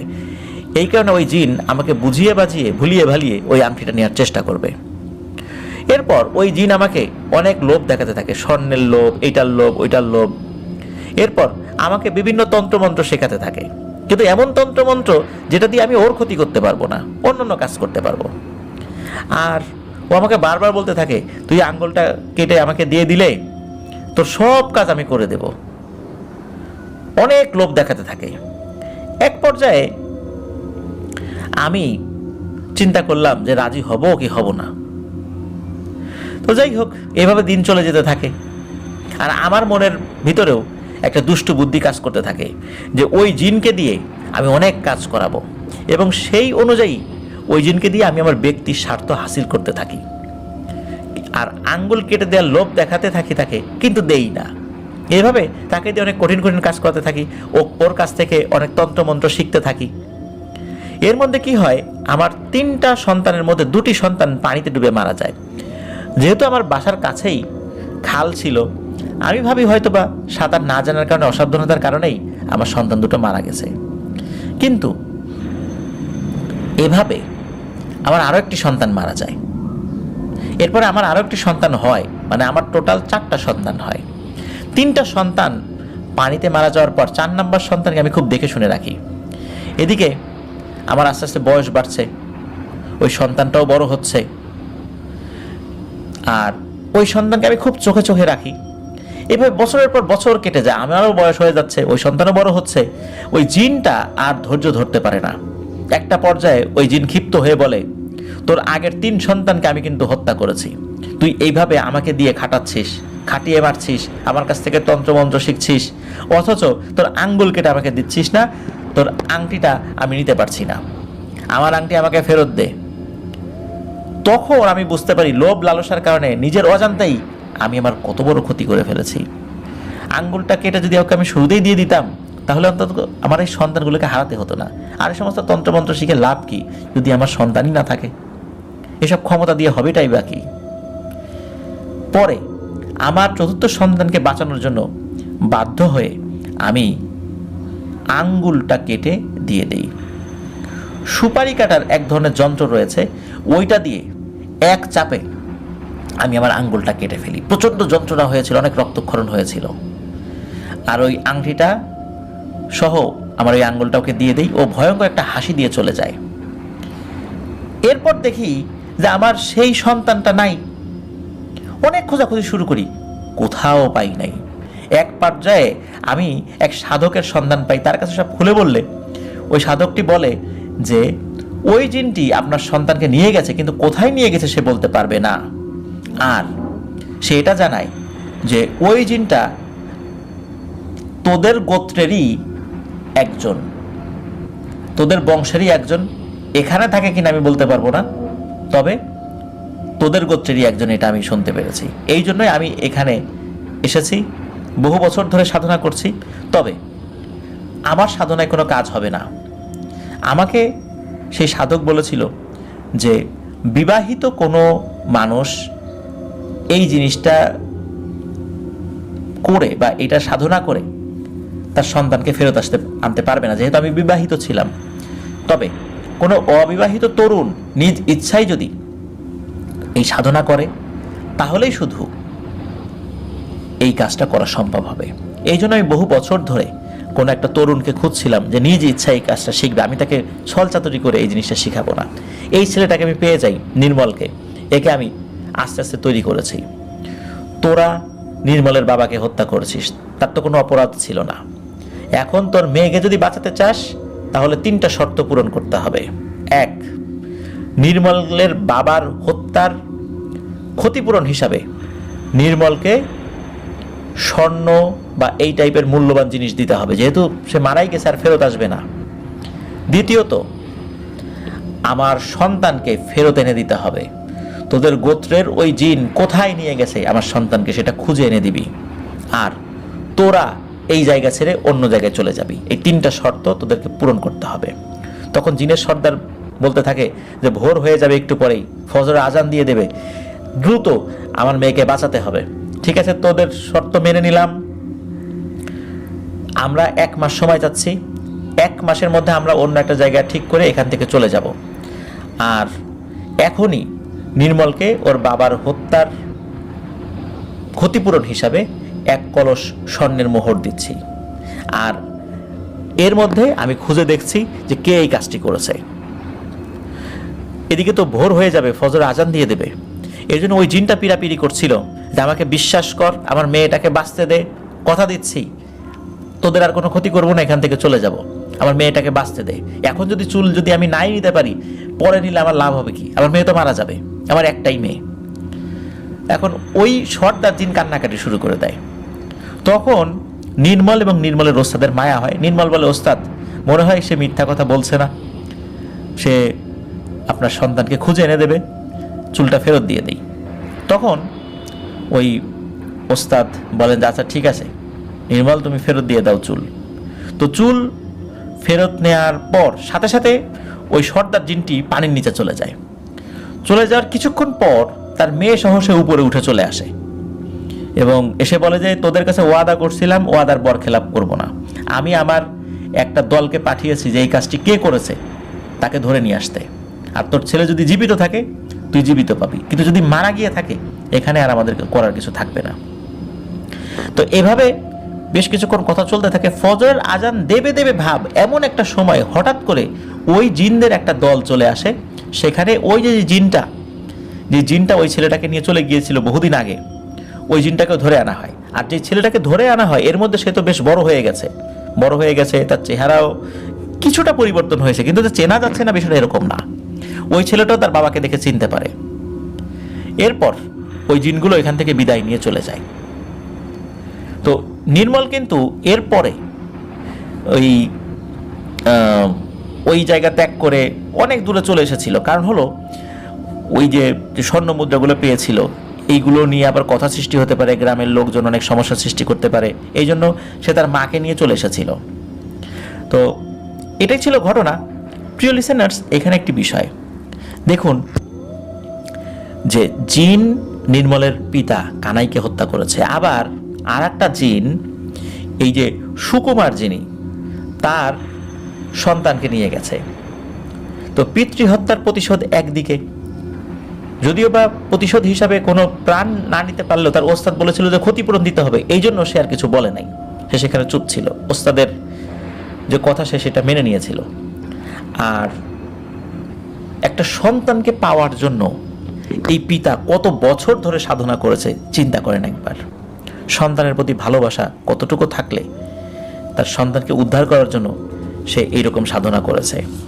সে নিজে না পারলেও আরেকজনকে প্রস্তুত করেছে এবং তার মাধ্যম দিয়ে তার সন্তানকে ফেরত পেয়েছে। প্রিয় লিসেনার্স, আসলে সন্তানের প্রতি বাবার ভালোবাসা এরকমই হয়তোবা না, এরকমই হয়। কারণ আমি নিজেও বাবা, আমি বুঝতে পারি। আপনাদের মধ্যে অনেকেই সন্তানের পিতা হয়েছেন, আর যারা হননি এখনো, তারা যখন হবেন তখন বুঝতে পারবেন সন্তানের প্রতি পিতামাতার ভালোবাসাটা কীরকম হয়। প্রিয় লিসেনার্স, আশা করছি ঘটনাটি আপনাদের ভালো লেগেছে। অসংখ্য ধন্যবাদ জানাচ্ছি হাফিজ ভাইকে, চমৎকার একটি ঘটনা আমাদের সাথে শেয়ার করেছেন। আর এই ঘটনার সাথে যারা জড়িত আছেন, বিশেষ করে সংগ্রহের সাথে রাজু থেকে শুরু করে নিয়ে তারপরে এই যে সুনীল চন্দ্র যিনি রাজমিস্ত্রি, ওনাকেও আফরান দ্য হরর ওয়ার্ল্ড পরিবারের পক্ষ থেকে শুভেচ্ছা এবং ভালোবাসা জানাচ্ছি। আশা করছি ওনাদের যদি আরও ঘটনা জানা থাকে তাহলে হাফিজ ভাইয়ের মাধ্যম দিয়ে আফরান দ্য হরর ওয়ার্ল্ড লিসেনারদের জন্য সেই ঘটনাগুলো শেয়ার করবেন। প্রিয় লিসেনার্স, চলুন আমরা চলে যাব আমাদের এবারের চতুর্থ ঈদ স্পেশাল এপিসোডের দ্বিতীয় এবং শেষ ঘটনায়। এবারের ঘটনাটি আপনাদের সকলের প্রিয় মাশফিক ভাইয়ের ঘটনা। চলুন শুনে আসি সেই ঘটনা। প্রিয় লিসেনার্স, আসসালামু আলাইকুম, ঈদ মোবারক। দেশ ও দেশে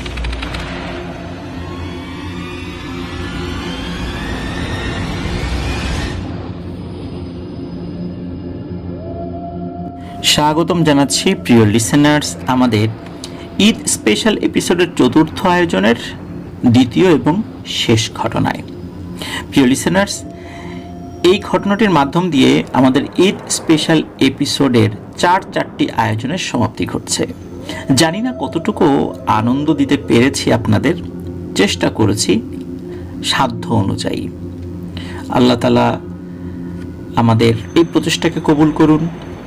আর জানি না আপনাদের কার কাছে কোন ঘটনাটি সবচেয়ে বেশি ভালো লেগেছে, তবে এতটুকু বলতে পারি যে আমরা আমাদের চেষ্টার কোনো ত্রুটি রাখিনি। আমরা যেই ধরনের ঘটনাগুলো পেয়েছি সেগুলো আপনাদের কাছে উপস্থাপন করার চেষ্টা করেছি, বিশেষ করে বাছাইকৃত ঘটনাগুলো আপনাদের সামনে উপস্থাপন করার চেষ্টা করেছি। আর একটা বিষয় আমাদের মনে রাখতে হবে যে আমি যদি সব সময় একই ধরনের ঘটনা আপনাদের সামনে উপস্থাপন করি, একই লেন্থের ঘটনা উপস্থাপন করি, তাহলে বুঝতে হবে যে কোনো একটা জায়গায় কোনো সমস্যা রয়ে গেছে। কারণ এটাই সত্য যে সব সময় সব ধরনের ঘটনা পাওয়া যায় না। ভৌতিক ঘটনা সংগ্রহের ক্ষেত্রে কেউ কখনোই বলতে পারবে না যে সব সময় সে দীর্ঘ ঘটনা পাবে। কখনো কোনো ঘটনা অনেক ছোট হবে, কোনোটা মাঝারি হবে, কোনোটা বড় হবে। কারণ ভৌতিক ঘটনা সবসময় একরকম হবে না। একই ধরনের ভয়ানক যেই ব্যাপারগুলো কোনোটায় বেশি উপস্থিত থাকতে পারে, কোনোটা কম উপস্থিত থাকতে পারে। এটাই ভৌতিক ঘটনার মৌলিকত্ব। আর এই মৌলিকত্ব আমরা ধরে রাখতে চাই। এই জন্য প্রিয় লিসেনার্স, খেয়াল করবেন যে আমাদের যারা ভালো ভালো ঘটনার সংগ্রাহক আছেন, ওনাদের সব ধরনের ঘটনা কিন্তু একরকম হয় না। সময়ের পার্থক্য থাকে, ঘটনার ধাঁচের পার্থক্য থাকে। ওনারা যেভাবে পান সেগুলো আমাদের সামনে উপস্থাপন করেন। তো এই কারণে হয়তোবা সবসময় আপনাদের আশা পূরণ করতে পারবো না, কিন্তু এতটুকু চেষ্টা করব যে সত্য ভয়ের ঘটনাগুলো আপনাদের সামনে উপস্থাপন করতে। আশা করি আমাদের এই অক্ষমতাটাগুলো আপনারা ক্ষমা সুন্দর দৃষ্টিতে দেখবেন। প্রিয় লিসেনার্স, চলুন আমরা শেষ ঘটনাটি শুরু করি। এই ঘটনাটি আমাদেরকে পাঠিয়েছেন মাশফিক আহমেদ ভাই। ওনার বাড়ি বাগেরহাট জেলার মোল্লাহাট থানায়। ইতিমধ্যে ওনার একটি ছোট্ট ভিডিও কিন্তু আমরা আপলোড করেছিলাম এই ঘটনাটির উপরে। তো চলুন শুরু করি ঘটনা। ঘটনাটি স্বাধীনতার আগের। তো কিছু কিছু ঘটনা মানুষকে পরিবার আপনজন থেকে দূরে সরিয়ে দেয়, আবার কিছু কিছু ঘটনার পরিস্থিতি এমন জায়গায় গিয়ে দাঁড়ায় তাতে আসলে মানুষ মনুষ্য জগৎ থেকে হারিয়ে যেতে হয়। প্রিয় লিসেনার্স, আশা করি ঘটনাটি আপনারা উপভোগ করতে পারবেন। ঘটনাটি এই মাশফিক ভাইকে শেয়ার করেছেন যিনি, তার নাম হচ্ছে আশিক। আশিকের বাড়ি বাগেরহাটের ফকিরহাট উপজেলায়। আশিক তার দাদার কাছ থেকে ঘটনাটি শুনেছিলেন। ঘটনাটি ঘটেছে বাগেরহাট জেলার বর্তমান রামপাল উপজেলার কোন একটি গ্রামে। ঘটনাটি যার সাথে ঘটেছে তার নাম হচ্ছে সুখ মিয়া। এই সুখ মিয়া ছিল বাবা মায়ের একমাত্র সন্তান। দরিদ্র ঘরে জন্ম নেয় খুব ছোটবেলা থেকেই সুখ মিয়ার কাজে মনোযোগ দিতে হতো। সুখ মিয়ার বাবা মাঠে কাজ করত এবং মাঝে মাঝে তার নৌকা নিয়ে বিলে ঝিলে রাত বিরেতে মাছ ধরত। অভাবের সংসার হলেও সুখ মিয়া ছিল বাবা মায়ের খুবই আদরের সন্তান। ছোটবেলা থেকে সুখ মিয়া ছিল সুদর্শন এবং সুঠাম দেহের অধিকারী। সুখ মিয়া ছোটবেলা থেকে মায়ের বাড়ির কাজে সাহায্য করত, পাশাপাশি বাবার কাজের জায়গায় গিয়ে দাঁড়িয়ে দেখতো বাবা কিভাবে কাজ করে। 15 বছর বয়স থেকে সুখ মিয়া তার বাবার সাথে রাতের বেলা বিলে মাছ ধরতে যেত।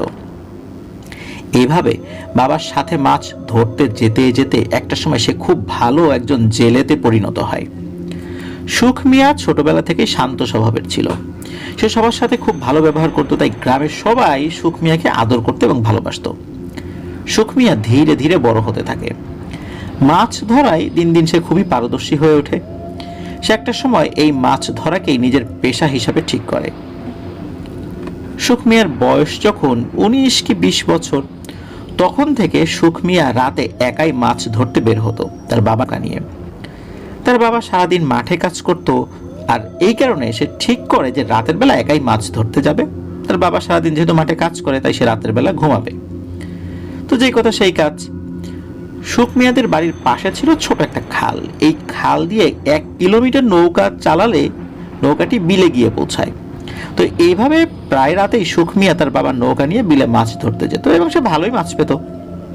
তার বাবার বয়স হয়ে গিয়েছিল, সারাদিন মাঠের কাজ, আবার রাতের বেলা মাছ ধরার মতো পরিশ্রম করার মতো শারীরিক সক্ষমতা তার ছিল না।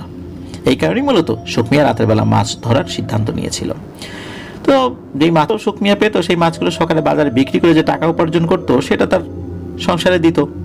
এভাবে দিন দিন ভালো হচ্ছিল তাদের তিনজনের ছোট সংসার। ঘটনাটি ঘটে আনুমানিক 1968 থেকে 70 সালের ভেতরে। তখন বর্ষাকাল চলছিল, চারদিকে পানি থই থই করছে। সুখ মিয়া একদিন রাতের খাবার শেষ করে বিলে মাছ ধরতে যাওয়ার প্রস্তুতি নেয়। যাওয়ার সময় প্রতিদিনের মতো জাল, টেটা এবং সাথে কিছু মুড়ি গুঁড়ো নিয়ে নেয়। সবকিছু নৌকায় তুলে নৌকা চালানো শুরু করে। তখন আকাশে চাঁদ ছিল, মাঝে মাঝে মেঘে চাঁদ ঢেকে যাচ্ছিল। কিছু সময় নৌকা চালানোর পর সুখ মিয়া বিলে প্রবেশ করে। বিলে আরো অনেকগুলো নৌকা ছিল, সেগুলোতে হারিকেনের আলো দূর থেকে মিটমিট করে দেখা যাচ্ছিল যে সেগুলো মিটমিট করে জ্বলছে। সুখ মিয়া তার নৌকা একটা জায়গায় দাঁড় করিয়ে জাল ফেলে, কিন্তু কোনো মাছ পায় না। এভাবে আশেপাশে অনেকবার জাল ফেলেও সে কোনো মাছ পায় না। সুখ মিয়া যেখানে অবস্থান করছিল সেখান থেকে কিছুটা পথ আগালে একটা পরিত্যক্ত শ্মশান পড়ে। রাতের বেলায় যারা ওই বিলে মাছ ধরতে যায় তারা শ্মশানের এলাকাটা এড়িয়ে চলে, কারণ শ্মশান নিয়ে নানান ধরনের ভৌতিক ঘটনা সকলের মধ্যে প্রচলিত আছে, এই জন্য সবাই একটু পায়। সাধারণত শ্মশানের ওই জায়গাটায় কেন জানি সবসময় প্রচুর মাছ পাওয়া যায়, ওখানে ঝোপ জঙ্গল বেশি, ওর ভিতরে মাছগুলো লুকিয়ে থাকে। সুখ মিয়া অনেক সময় জাল ফেলেও যখন মাছ পাচ্ছিল না তখন সে চিন্তা করে শ্মশানের দিকটাতে যাই, দেখি কোনো মাছ পাওয়া যায় কিনা। তো আশেপাশে দূরে দূরে বিভিন্ন নৌকা থেকে হারিকেনের আলো তো আসছে, তাই সুখ মিয়া ভয় পায়নি। এমনটা না যে সে একদম অন্যান্য নৌকাগুলো থেকে অনেক দূরে চলে এসেছে, বিষয়টা এরকম না। চিৎকার দিলে দূর থেকে কোনো নৌকা তার সাহায্যের জন্য এগিয়ে আসবে এমন দূরত্বেই সুখ মিয়া ছিল। তো সুখ মিয়া তার নৌকাটা নিয়ে শ্মশানের দিকে আগাতে থাকে আর জাল ফেলতে থাকে, কিন্তু পানি থাকার পরও সুখ মিয়ার জালে কোনো মাছ উঠছিল না। তার মনটা খুবই খারাপ হয়ে যায়। এত চেষ্টা করেও সে একটা মাছও পাচ্ছে না। নৌকা বাইতে বাইতে সে একটা সময় শ্মশানের কাছাকাছি পৌঁছায়। আলো আধারির রাতে দূর থেকে সুখ মিয়া পরিত্যক্ত শ্মশানটি দেখতে পায়। সুখ মিয়া যেখানে জাল ফেলতে থাকে কয়েকবার জাল ফেলার পরে সে জালে মাছ পেতে থাকে। এভাবে জাল ফেলে মাছ ধরতে ধরতে একটা সময় তার নৌকার যে মাছ ধরার যে জায়গাটা সেটা কিন্তু পরিপূর্ণ হয়ে যায়। সুখ মিয়া অনেক খুশি, সারা রাত অনেক চেষ্টা করে মাছ পায়নি, অথচ শ্মশানের কাছে জাল ফেলতেই তার নৌকা মাছে পরিপূর্ণ। মনে একটা প্রশান্তি ভাব, কিন্তু তখনও সে জানতো না তার সাথে আসলে কি হতে চলেছে, সামনে তার জন্য কি অপেক্ষা করছে। রাত তখন আনুমানিক কয়টা সেটা সুখ মিয়া ঠিক বলতে পারবে না। সুখ মিয়া চিন্তা করে মাছ তো অনেক পেলাম, এখন বাড়ির দিকে রওনা দিই। তখন সে আশেপাশে তাকায়, কিন্তু দূরে কোনো আলো দেখতে পায় না। তার মানে হচ্ছে দূরে কোনো নৌকা দেখা যাচ্ছে না। সে একটু ঘাবড়ে যায়। সে চিন্তা করে আশেপাশে কত নৌকা ছিল, এখন একটাও দেখছি না, আমার তো এত দূরত্বে চলে আসার কথা না, তাহলে কি সবাই বাড়ি চলে গেল? এটা ভেবে সে বাড়ির উদ্দেশ্যে রওনা দেয়। অল্প একটু যাওয়ার পরে বিলের পাড় থেকে সাদা ধুতি পরা এক লোক সুখ মিয়াকে ডাকতে থাকে, ও ভাই, ও ভাই, আমি অনেক বিপদে পড়ছি ভাই, আমাকে একটু নিয়ে যাও। তো সুখ মিয়া লোকটিকে দেখে খুবই অবাক হয়, এত রাতে শ্মশানের কাছে ধুতি পরা খালি গায়ে একটা লোক দাঁড়িয়ে সাহায্য চাইছে, যেখানে দিনের বেলাও মানুষ আসে না, সেখানে রাতের বেলায় একটা মানুষ। সুখ মিয়া মনে মনে ভয় পায়। তখন তার মনে পড়ে এই শ্মশান এলাকায় ভয়ানক ঘটনা ঘটার কথা। তো এখানে এসে মানুষ ভয় পায়, হারিয়ে যায়, এমন অনেক ঘটনা গ্রামে প্রচলিত রয়েছে। তো সুখ মিয়া চিন্তা করে যে কোনো বিপদে টিপদে পড়লাম না তো আবার। এসব ভাবতে ভাবতে আবার ওই ধুতি পরা লোকটি ডাকছে, ও ভাই, ও ভাই, আমাকে নিয়ে যাও, আমি পাশের গ্রামে যাব, তো আমি অনেক বিপদে আছি, আমাকে নিয়ে যাও, এরকম বলছে। বারবার সব বলার কারণে ভয় পেলে সুখ মিয়ার মনে কিছুটা দয়া হয়। সে চিন্তা করছে লোকটি তো মানুষই, মানুষের মতোই দেখতে, মানুষের মতো কথা বলছে, দেখে তো মানুষই মনে হচ্ছে। চাঁদের আলো একবার মেঘে ঢেকে যাচ্ছে, আবার মেঘের বুক চিরে চাঁদের আলো বাইরে বেরিয়ে আসছে। অনেকবার ডাকাডাকি আর কাকতি মিনতি করার পর সুখ মিয়া তার নৌকা পাড়ে ভেড়ায়। তখন ওই ধুতি পরা লোকটি নৌকায় উঠে বসে। সাথে সাথে নৌকায় থাকা হারিকেন টপ করে নিভে যায়। নৌকায় উঠে ধুতি পরা লোকটা মাছগুলো যেখানে রাখা ঠিক সেখানে গিয়ে বসে। সুখ মিয়া আবার নৌকা বাইতে শুরু করে। সুখ মিয়া লোকটিকে বলে, আপনি কোথায় যাবেন? এত রাত্রে এই শ্মশানের কাছে কেন আপনি এখানে আসছেনই বা কেন? আর আপনি এরকম ধুতি পরে আছেন, তো আবার খালি গায়ে। লোকটি একথা শুনে একটা দীর্ঘশ্বাস ফেলে, কিন্তু কোনো কথা বলে না। কিন্তু লোকটি যে দীর্ঘশ্বাস ফেললো এটা কিন্তু সুখ মিয়া খুব ভালোভাবেই বুঝতে পেরেছিল। সুখ মিয়া লোকটির মুখ দেখতে পাচ্ছিল পুরোপুরি, যতটুকু বোঝা যাচ্ছে মুখটা অনেক কালো, শরীরটাও কালো, কিন্তু শরীরে বেশ লোম রয়েছে। অনেক পুরুষ মানুষের দেখা যায় যে হাতে পায়ে বুকে পিঠে বেশ লোমশ থাকে, ওই রকম আর কি। উনি মানুষের শরীরে অনেক সময় অনেক লোম থাকে, ওই রকম টাইপের একটা লোক। কিন্তু সুখ মিয়া এরকম লোমওয়ালা লোক আগে কখনো আসলে এভাবে দেখেনি। সুখ মিয়ার কাছে বিষয়টা কিছুটা অস্বাভাবিক লাগে। তো ধুতি পাওয়া লোকটা নৌকায় ওঠার পর থেকে কোনো কথা বলছে না। সুখ মিয়া বারবার বলছে, কাকা আপনি কোথায় যাবেন? আমি নামাই দিয়ে আসবো, আমারও তো বাড়িতে ফিরতে হবে। আপনি কথা বলছেন না কেন? কথা না বললে আমি কিভাবে বুঝবো আপনি কোন গ্রামে যাবেন? তখন ধুতি পাওয়া লোকটা বলে, ওরে বাবু রে, তুই নৌকা চালাতে থাক, থামবি না। নৌকা যেখানে গিয়ে ধাক্কা লাগবে আমি সেখানেই নামবো। এটা বলে ধুতি পাওয়া লোকটা নৌকার মাথায় গিয়ে বসে। এইসব কথা শুনে আবার সুখ মিয়া অনেক ভয় পায়, কারণ নৌকা যেখানে ধাক্কা লাগবে সেখানে নামবে, আবার কেমন ধরনের কথা। সুখ মিয়া যে বিপদে পড়ে গেছে এটা কিন্তু সুখ মিয়া বুঝতে পেরেছে। সুখ মিয়া জোরে জোরে বৈঠা বাইতে থাকে। কিছু দূর যাওয়ার পর সুখ মিয়া চারদিকে তাকিয়ে দেখে যে সুখ মিয়া ওই জায়গাটা চিনতে পারছে না। 5 বছর সে এই জায়গায় মাছ ধরছে, অথচ সেই জায়গায় এখন সে চিনতেই পারছে না। আশপাশ দেখে সুখ মিয়ার মনে হচ্ছিল এই জায়গায় ও কখনো আসেই নাই, কিন্তু এখন সে এভাবে এখানে কিভাবে আসলো, কি হচ্ছে তার সাথে, সে কিছুই বুঝতে পারছে না। তখন সেই ধুতি পরা লোকটি বলে ওঠে, কিরে কি ভাবছিস, ভয় পাচ্ছিস? তোর ভয় নেই, আমি মাছ খেতে এসেছি, আমি এই শ্মশানেই থাকি। এখানে রাতে বা দিনে কোনো মানুষ আসে না। বিলের আশপাশ দিয়ে অনেক জেলে মাছ ধরে, কিন্তু শ্মশানের কাছে ভয়ে কেউ আসে না। তুই ভুল করে এখানে চলে এসেছিস, মাছও পেয়েছিস, এখন মাছগুলো আমাকে দে, আমি খাবো। অনেকদিন আমি মাছ খাই না। এসব কথা শুনে সুখ মিয়ার গলা তো ভয়ে শুকিয়ে যায়। সে থতমত গলায় বলে, আপনি সব মাছ খেয়ে ফেলেন, কিন্তু আমার কোনো ক্ষতি করবেন না। তখন ধুতি পরা ওই পিশাচটি বলে ওঠে, আমি এখানে কত বছর ধরে থাকি জানিস? আমি এখানে 300 বছর ধরে থাকি। এখানে শ্মশান হওয়ার অনেক আগে থেকেই আমি থাকি। বহু মানুষ এখানে এসে ভয় পেয়ে মারা গেছে, তাই এখানে কোনো মানুষ আসতে চায় না। কিন্তু তুই জেনে শুনে মাছের লোভে এখানে এসেছিস, কাজটা তো তুই ঠিক করিস নাই রে বাপু। এটা বলে ধুতি পরা পিশাচটি ভয়ানক রূপ ধারণ করে। সুখ মিয়া দেখে বিভৎস আর জানোয়ারের মতো একটা দানবে রূপ নেয় পিশাচটি, এবং অট্ট হাসিতে ফেটে পড়ে। নৌকার মাথা থেকে এক লাফে মাছের কাছে এসে সে মাছ খেতে শুরু করে। মাছগুলো খাচ্ছিল আর ভয়ঙ্কর জানোয়ারের মতো শব্দ করছিল পিশাচটি। সুখ মিয়া এসব দেখে তো ভয়ে তার প্রাণ ওষ্ঠাগত, এখনই মারা যাবে এমন একটা অবস্থা। কোনো কথা বলতে পারছে না, নড়াচড়াও করতে পারছে না, শুধু অপলক দৃষ্টি তাকিয়ে দেখছে পিশাচটি কি করে। সুখ মিয়ার মনে হচ্ছিল ভয় তার প্রাণটা বুকটা ছিঁড়ে বের হয়ে যাবে যে কোনো সময়। সুখ মিয়ার মনে হচ্ছিল যে কোনো সময় জ্ঞান হারিয়ে ফেলবে। কিন্তু এত ভয়ানক দৃশ্য দেখার পরও কেন জানি সুখ মিয়া জ্ঞানই হারায়নি। এভাবে কত সময় গেছে সুখ মিয়া বলতে পারে না। একটা সময় ভয়ানক পিশাচটি মাছ খাওয়া শেষ করে নৌকার উপর দাঁড়ায় এবং ভয়ানক শব্দও করতে থাকে। শব্দ করতে করতে হঠাৎ পিশাচটি নৌকা থেকে বিলের পানিতে লাফ দিয়ে মিলিয়ে যায়। সুখ মিয়া তখন তার শরীরটা নাড়াতে পারে এবং শরীরে শক্তি ফিরে পায়। সে তার মাছের দিকে তাকিয়ে চাঁদের লুকোচুরি হালকা আলোয় দেখে মাছের জায়গায় কাটা পড়ে আছে, কিন্তু মাছের গায়ে মাংস নাই। পিশাচটি সব খেয়ে ফেলেছে, মাছ খেয়ে ফেলেছে, এটা নিয়ে তার কোনো দুঃখ নাই। সে যে প্রাণে বেঁচে গেছে এটাই তো সবচেয়ে বড় পাওয়া। সুখ মিয়া চারপাশে তাকিয়ে দেখে ওই ভয়ানক পিশাচটিকে দেখা যায় কিনা, কিন্তু না, ওই পিশাচটিকে সে আর দেখতেও পায় না, আর ওটাকে সে দেখতে আর চায়ও না। কিন্তু সে আরো একটা জিনিস খেয়াল করে যে সে যেখানে আছে সেই জায়গাটা তার কাছে অপরিচিত। সে কখনো এই জায়গায় এসেছে বলে তার মনে পড়ে না। সে আর কিছু না ভেবে নৌকা জোরে জোরে বাইতে থাকে। কোন দিকে যাবে সে কিছুই বুঝতে পারছে না।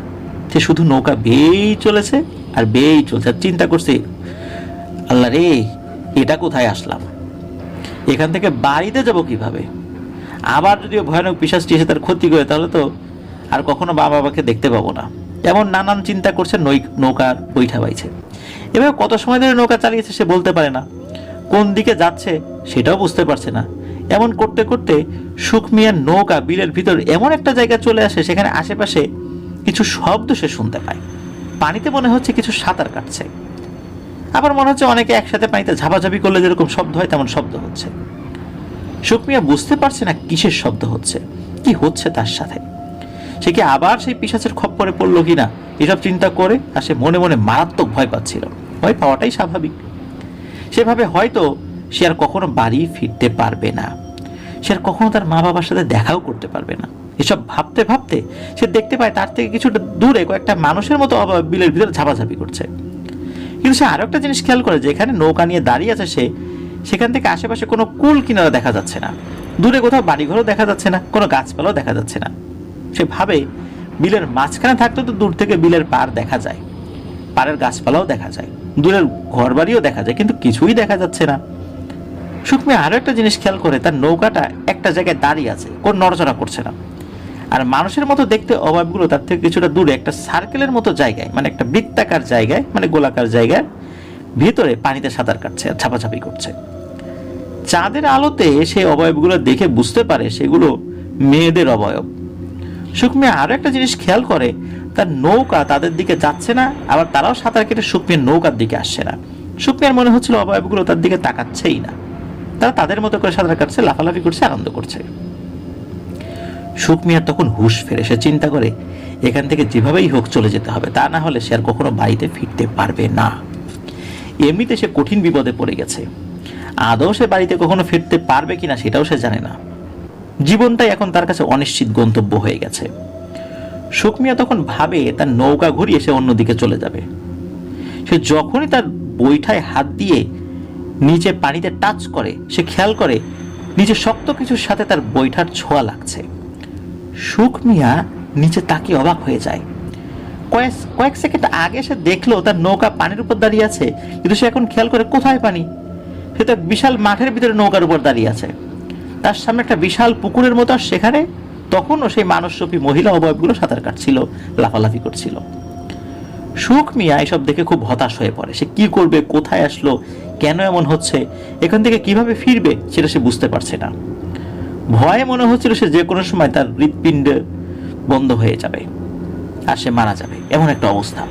হঠাৎ সুখ মিয়া খেয়াল করে তার সামনের পুকুরের শব্দ থেমে গেছে। সে সেদিকে তাকিয়ে দেখে মেয়েরূপী অবয়বগুলো পানি থেকে উপরে উঠে যাচ্ছে। মেয়েরূপী অবয়বগুলোর ভেতর থেকে একজন তার দিকে তাকায় এবং সে চাঁদের আলো দেখতে পায় যে মেয়েরূপী একটা অবয়ব হাত দিয়ে ইশারা করে তার পেছনে পেছনে যেতে বলে। সুখ মিয়া ওই মেয়ে অবয়বের হাতের ইশারায় নৌকা থেকে নেমে মেয়ের পেছনে হাঁটা শুরু করে। সে নিজেও বুঝতে পারছে না সে কেন ওই মেয়েটার পিছন পিছনে হাঁটছে। সুখ মিয়া হাঁটার সময় একটা জিনিস খেয়াল করে যে সে যেন শূন্যের উপর দিয়ে বাতাসে হাঁটছে। কয়েক সেকেন্ড যাওয়ার পর সুখ মিয়া দেখতে পায় সে একটা ভিন্ন জগতে চলে এসেছে। চারপাশে বিশাল বিশাল গাছপালা, বিভিন্ন ধরনের পশু পাখি, বাহারি রকমের ফুলের বাগান। এমন দৃশ্য সে কখনো চোখেই দেখেনি। এমন জায়গায় পৃথিবীতে আছে কি না এটা ছিল তার কল্পনার বাইরে। এভাবে হাঁটতে হাঁটতে সুখ মিয়া এমন একটা জায়গায় গিয়ে হোঁচট খেয়ে পড়ে যায়।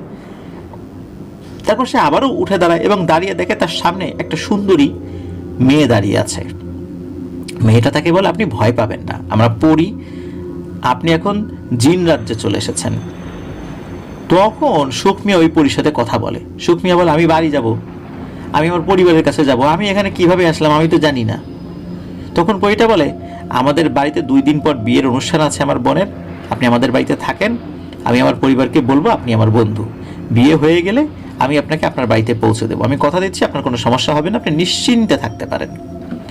তখন মূলত সুখ মিয়া পরীর বোনের বিয়ে অবধি সেখানে থাকতে রাজি হয়, কিন্তু তার মন তো তার পরিবারের জন্য কাঁদছে, তার বাড়ির কথা খুব মনে পড়ছে। তখন পরীটি বলে, আপনি আমার সাথে আসেন।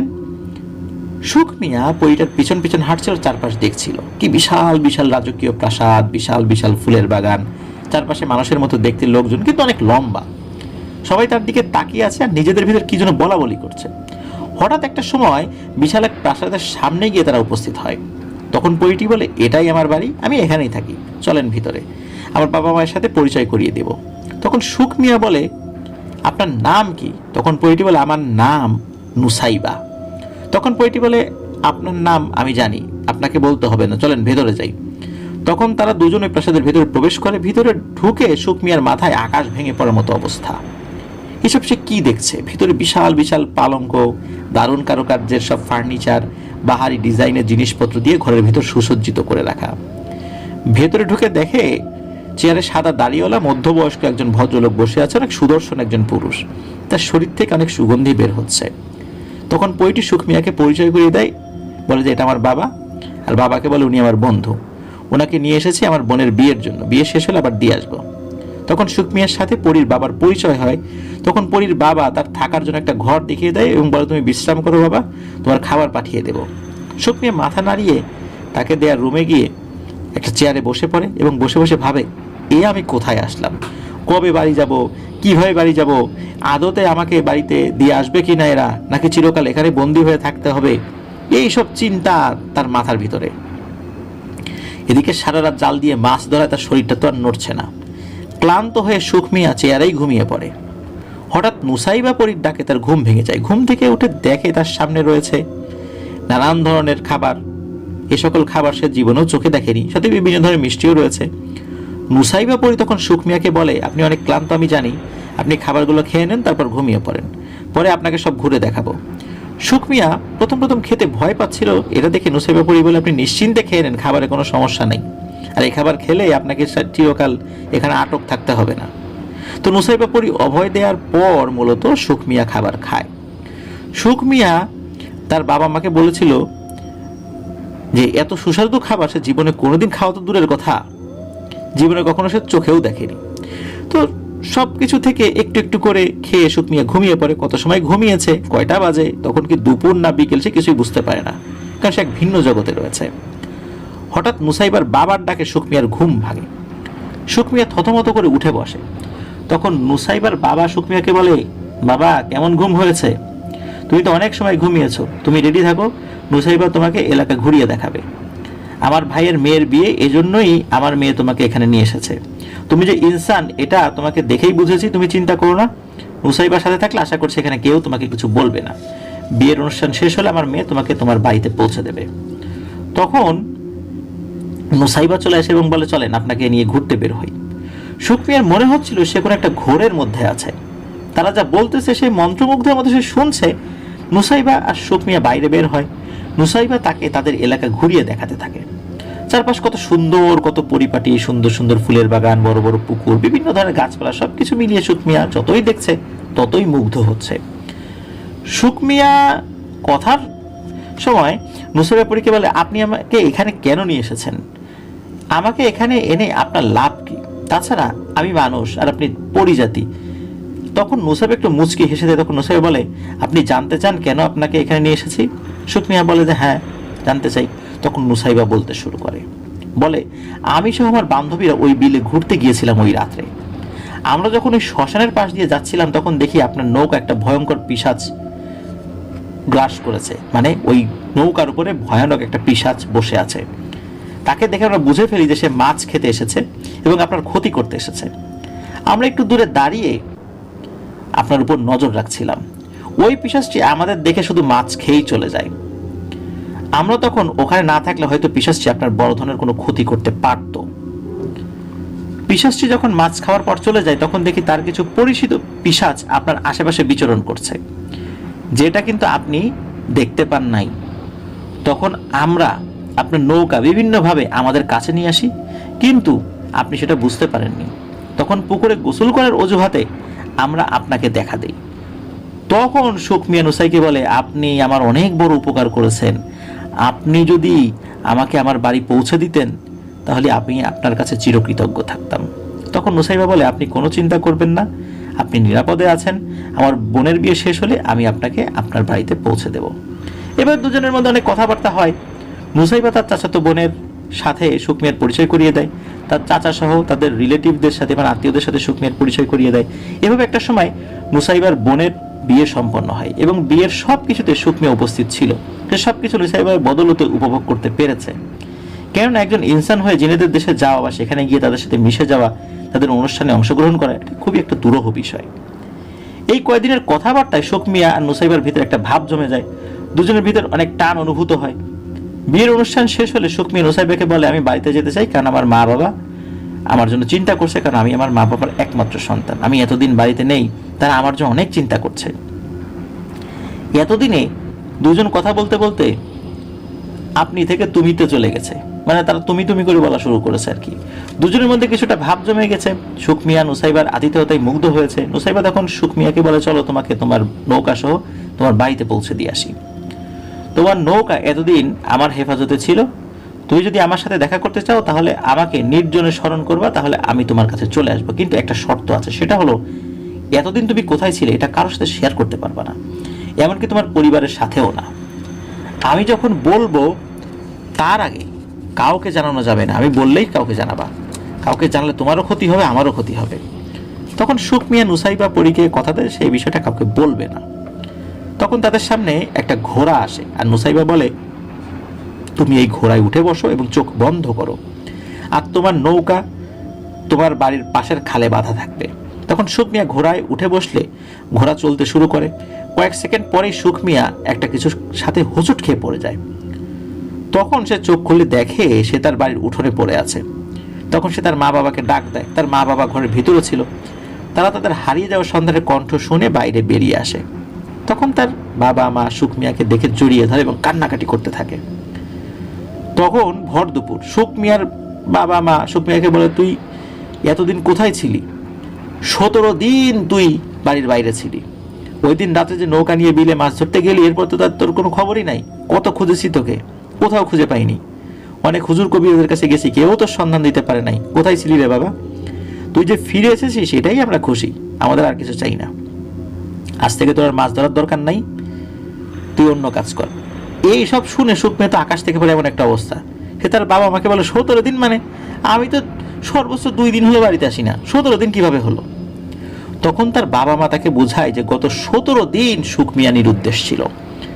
সুখ মিয়া বিষয়টা মিলাতে পারে না, কারণ তার কাছে মনে হচ্ছে 2 দিন, কিন্তু সেটা কিভাবে 17 দিন হয়। এসব নিয়ে আর কথা বাড়ায় না সুখ মিয়া, কারণ কথা বাড়ালে আবার ওই গোপন কথাটা বেরিয়ে যেতে পারে। এভাবে দিন কাটতে থাকে সুখ মিয়ার। কিন্তু নুসাইবাকে কিছুতেই ভুলতে পারছে না সুখ মিয়া। সারাদিন শুধু নুসাইবার কথা চিন্তা করে সুখ মিয়া। নুসাইবাকে দেখার জন্য সুখ মিয়ার মনটা উতলা হয়ে ওঠে। একদিন রাতের বেলা সুখ মিয়া ওয়াশরুমে যাওয়ার উদ্দেশ্যে বাইরে বের হয়। গ্রামের ওয়াশরুমগুলো তো বাড়ি থেকে বাইরেই থাকে। তো সুখ মিয়াদের বাড়ির পাশে একটা বড়ই গাছ ছিল, তার পাশে ছিল তাদের ওয়াশরুম। সুখ মিয়া ওয়াশরুমে যাওয়ার সময় বড়ই গাছটার দিকে তাকায়। সে তখন দেখতে পাবে বড়ই গাছের নিচে একটা মেয়ের অবয়ব দাঁড়িয়ে আছে। চাঁদের আলোতে যতটুকু বোঝা যাচ্ছে ওটা আর কেউ না, ওটা সেই নুসাইবা পরী। এটা দেখে সুখ মিয়া ভীষণ খুশি হয়। তখন নুসাইবা পরী সুখ মিয়াকে হাত দিয়ে ইশারা করে ডাক দেয় এবং সুখ মিয়া নুসাইবার কাছে যায়। তখন সুখ মিয়াকে বলে, তুমি এখানে তাও তখন সুখ মিয়া আর কি নুসাইবাকে বলে, তুমি এখানে তাও এত রাত্রে? তখন নুসাইবা বলে, আমরা তো দিনে দেখা দিতে পারি না, এতদিন সুযোগের অপেক্ষায় ছিলাম, আর এখন সুযোগ পেয়ে গেলাম তোমার সাথে দেখা করার। তোমার কথা অনেক মনে পড়ছিল। তো সুখ মিয়া তখন বলে ওঠে, তোমার কথা তো আমার অনেক মনে পড়ে। তখন তারা কিছু সময় কথা বলে। হঠাৎ নুসাইবা বলে, এখন আমি চলে যাচ্ছি, আমার যখন ইচ্ছা হবে দেখার আমি চলে আসব, আর তোমার ইচ্ছা যদি হয় তাহলে গভীর রাত্রে এখানে এসে তুমি আমাকে স্মরণ করলে আমি চলে আসব। তো এইভাবেই প্রিয় লিসেনার্স কেটে যায় প্রায় 2 বছর। এর ভিতরে তাদের প্রায় দেখা হতো, কথা হতো, ভাব বিনিময় হতে হতে একটা সময় তারা দুজন দুজনকে অনেক ভালোবেসে ফেলে। কিন্তু এটা তো অনেক কঠিন বিষয়, কারণ 2 জন ভিন্ন জাতি। একদিন নুসাইবা সুখ মিয়াকে বলে তার বাড়িতে মা বাবাকে নুসাইবার কথা জানাতে এবং হারিয়ে যাওয়া 17 দিন কি ঘটেছিল, কেন সেখানে নিয়ে গিয়েছিল সেগুলো বলতে। তাদের সম্পর্ক সুখ মিয়ার পরিবার মেনে নেবে কিনা সেই বিষয়ে কথা বলতে। যদি সুখ মিয়ার পরিবার বিষয়টা মেনে নেয় তাহলে নুসাইবা তার বাবা মায়ের সাথে আলাপ করিয়ে দেবে। সুখ মিয়া কথাটা শুনে খুশি হয়। তখন সে নুসাইবাকে বলে, আমি আমার পরিবারের সাথে কথা বলবো এবং পরিবারের সাথে কথা বলে বিষয়টা জানাবো। ওই দিনের মতো নুসাইবা চলে যায়। সুখ মিয়া তার বাবা মাকে বিষয়টা একদম শুরু থেকে সব কিছু খুলে বলে। শ্মশানের মাছ ধরা থেকে শুরু করে নিয়ে এখন অবধি সব কথা খুলে বলে। এসব কথা শুনে সুখ মিয়ার মা বাবা তো হতবাক হয়ে যায়।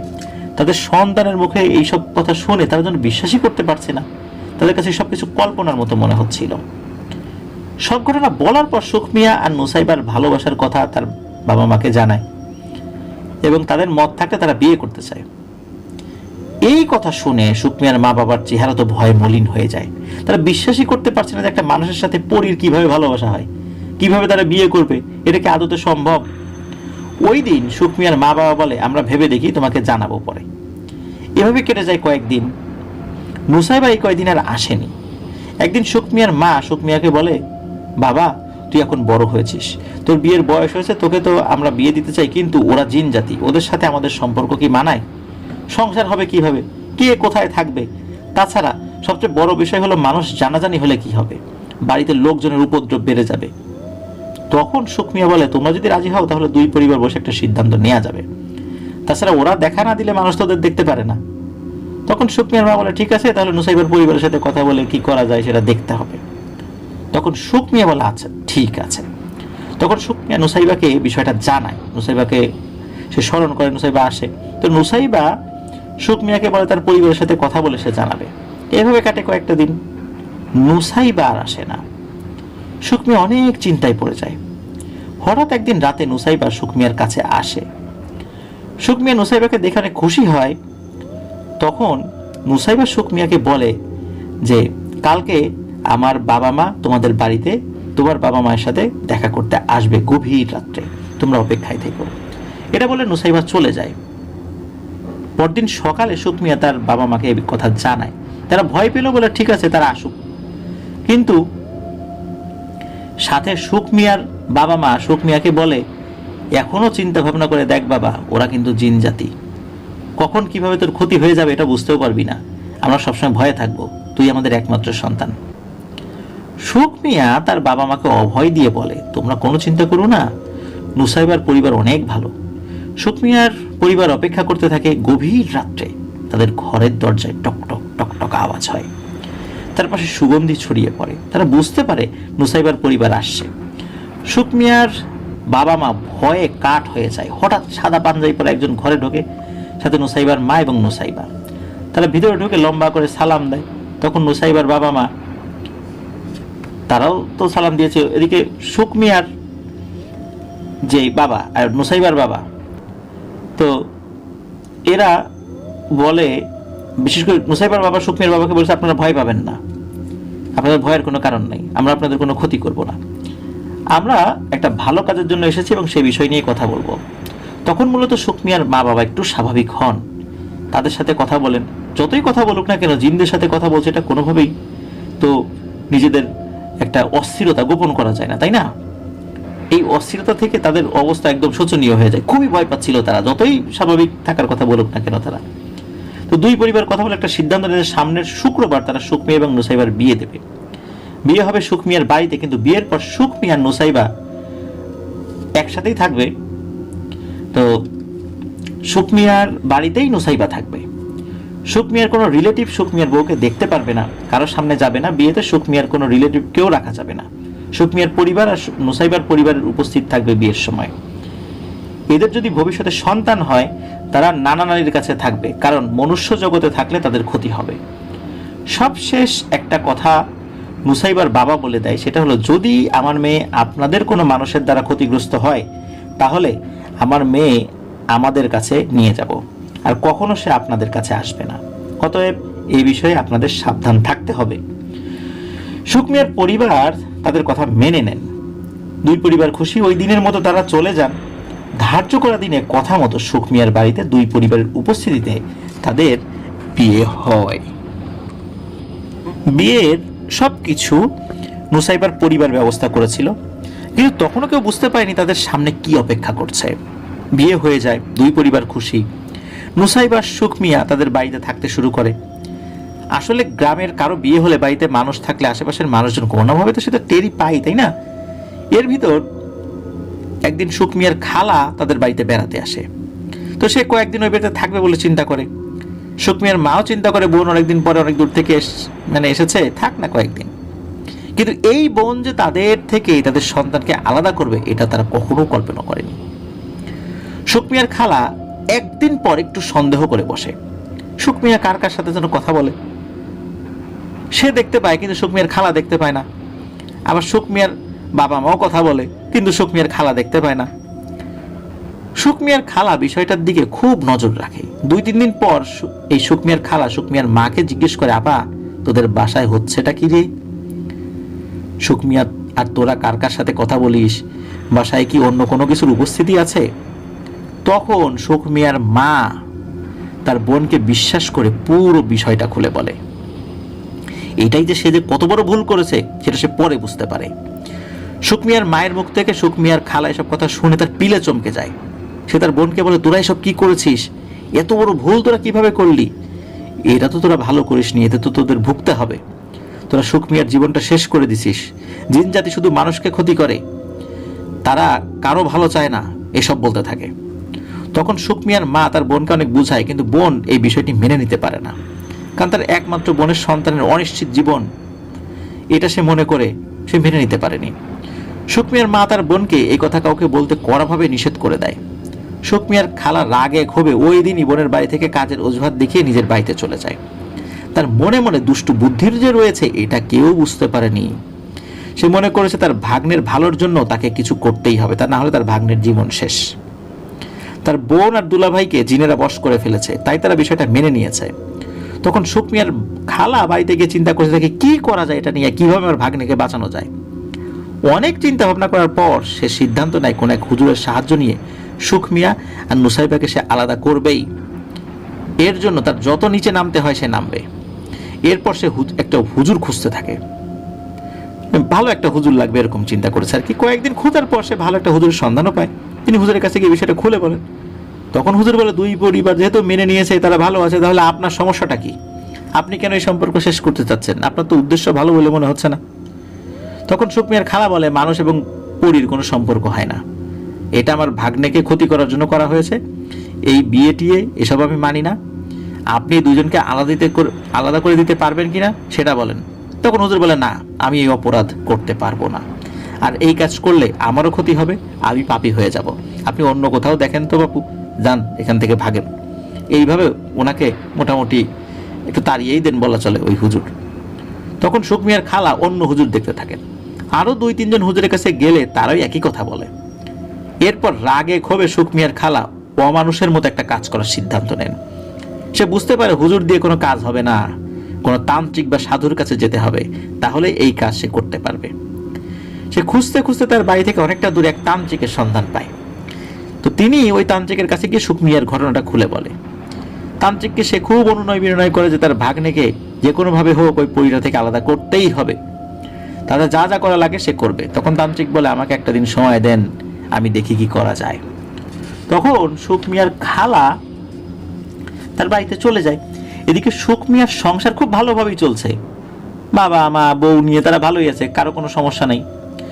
তো এভাবে করতে করতে আশেপাশের প্রতিবেশীরাও তাদের আচরণ দেখে একটু সন্দেহ করতে থাকে। গ্রামে সাধারণত কোনো কোনো বিষয় সত্যি বা মিথ্যা যাই হোক, একটু রটে গেলে পুরো গ্রাম ছড়াতে অল্প কয়েক মুহূর্তই সময় লাগে। তো প্রতিবেশীরা চলাচলে সন্দেহ করলেও বিষয়টা তারা বুঝতে পারে না। ঘরের ভিতর 3 জন মানুষ, তারা আর একজনের সাথে কথা বললে সেটা কেউ আসলে অন্য কেউ শোনেও না।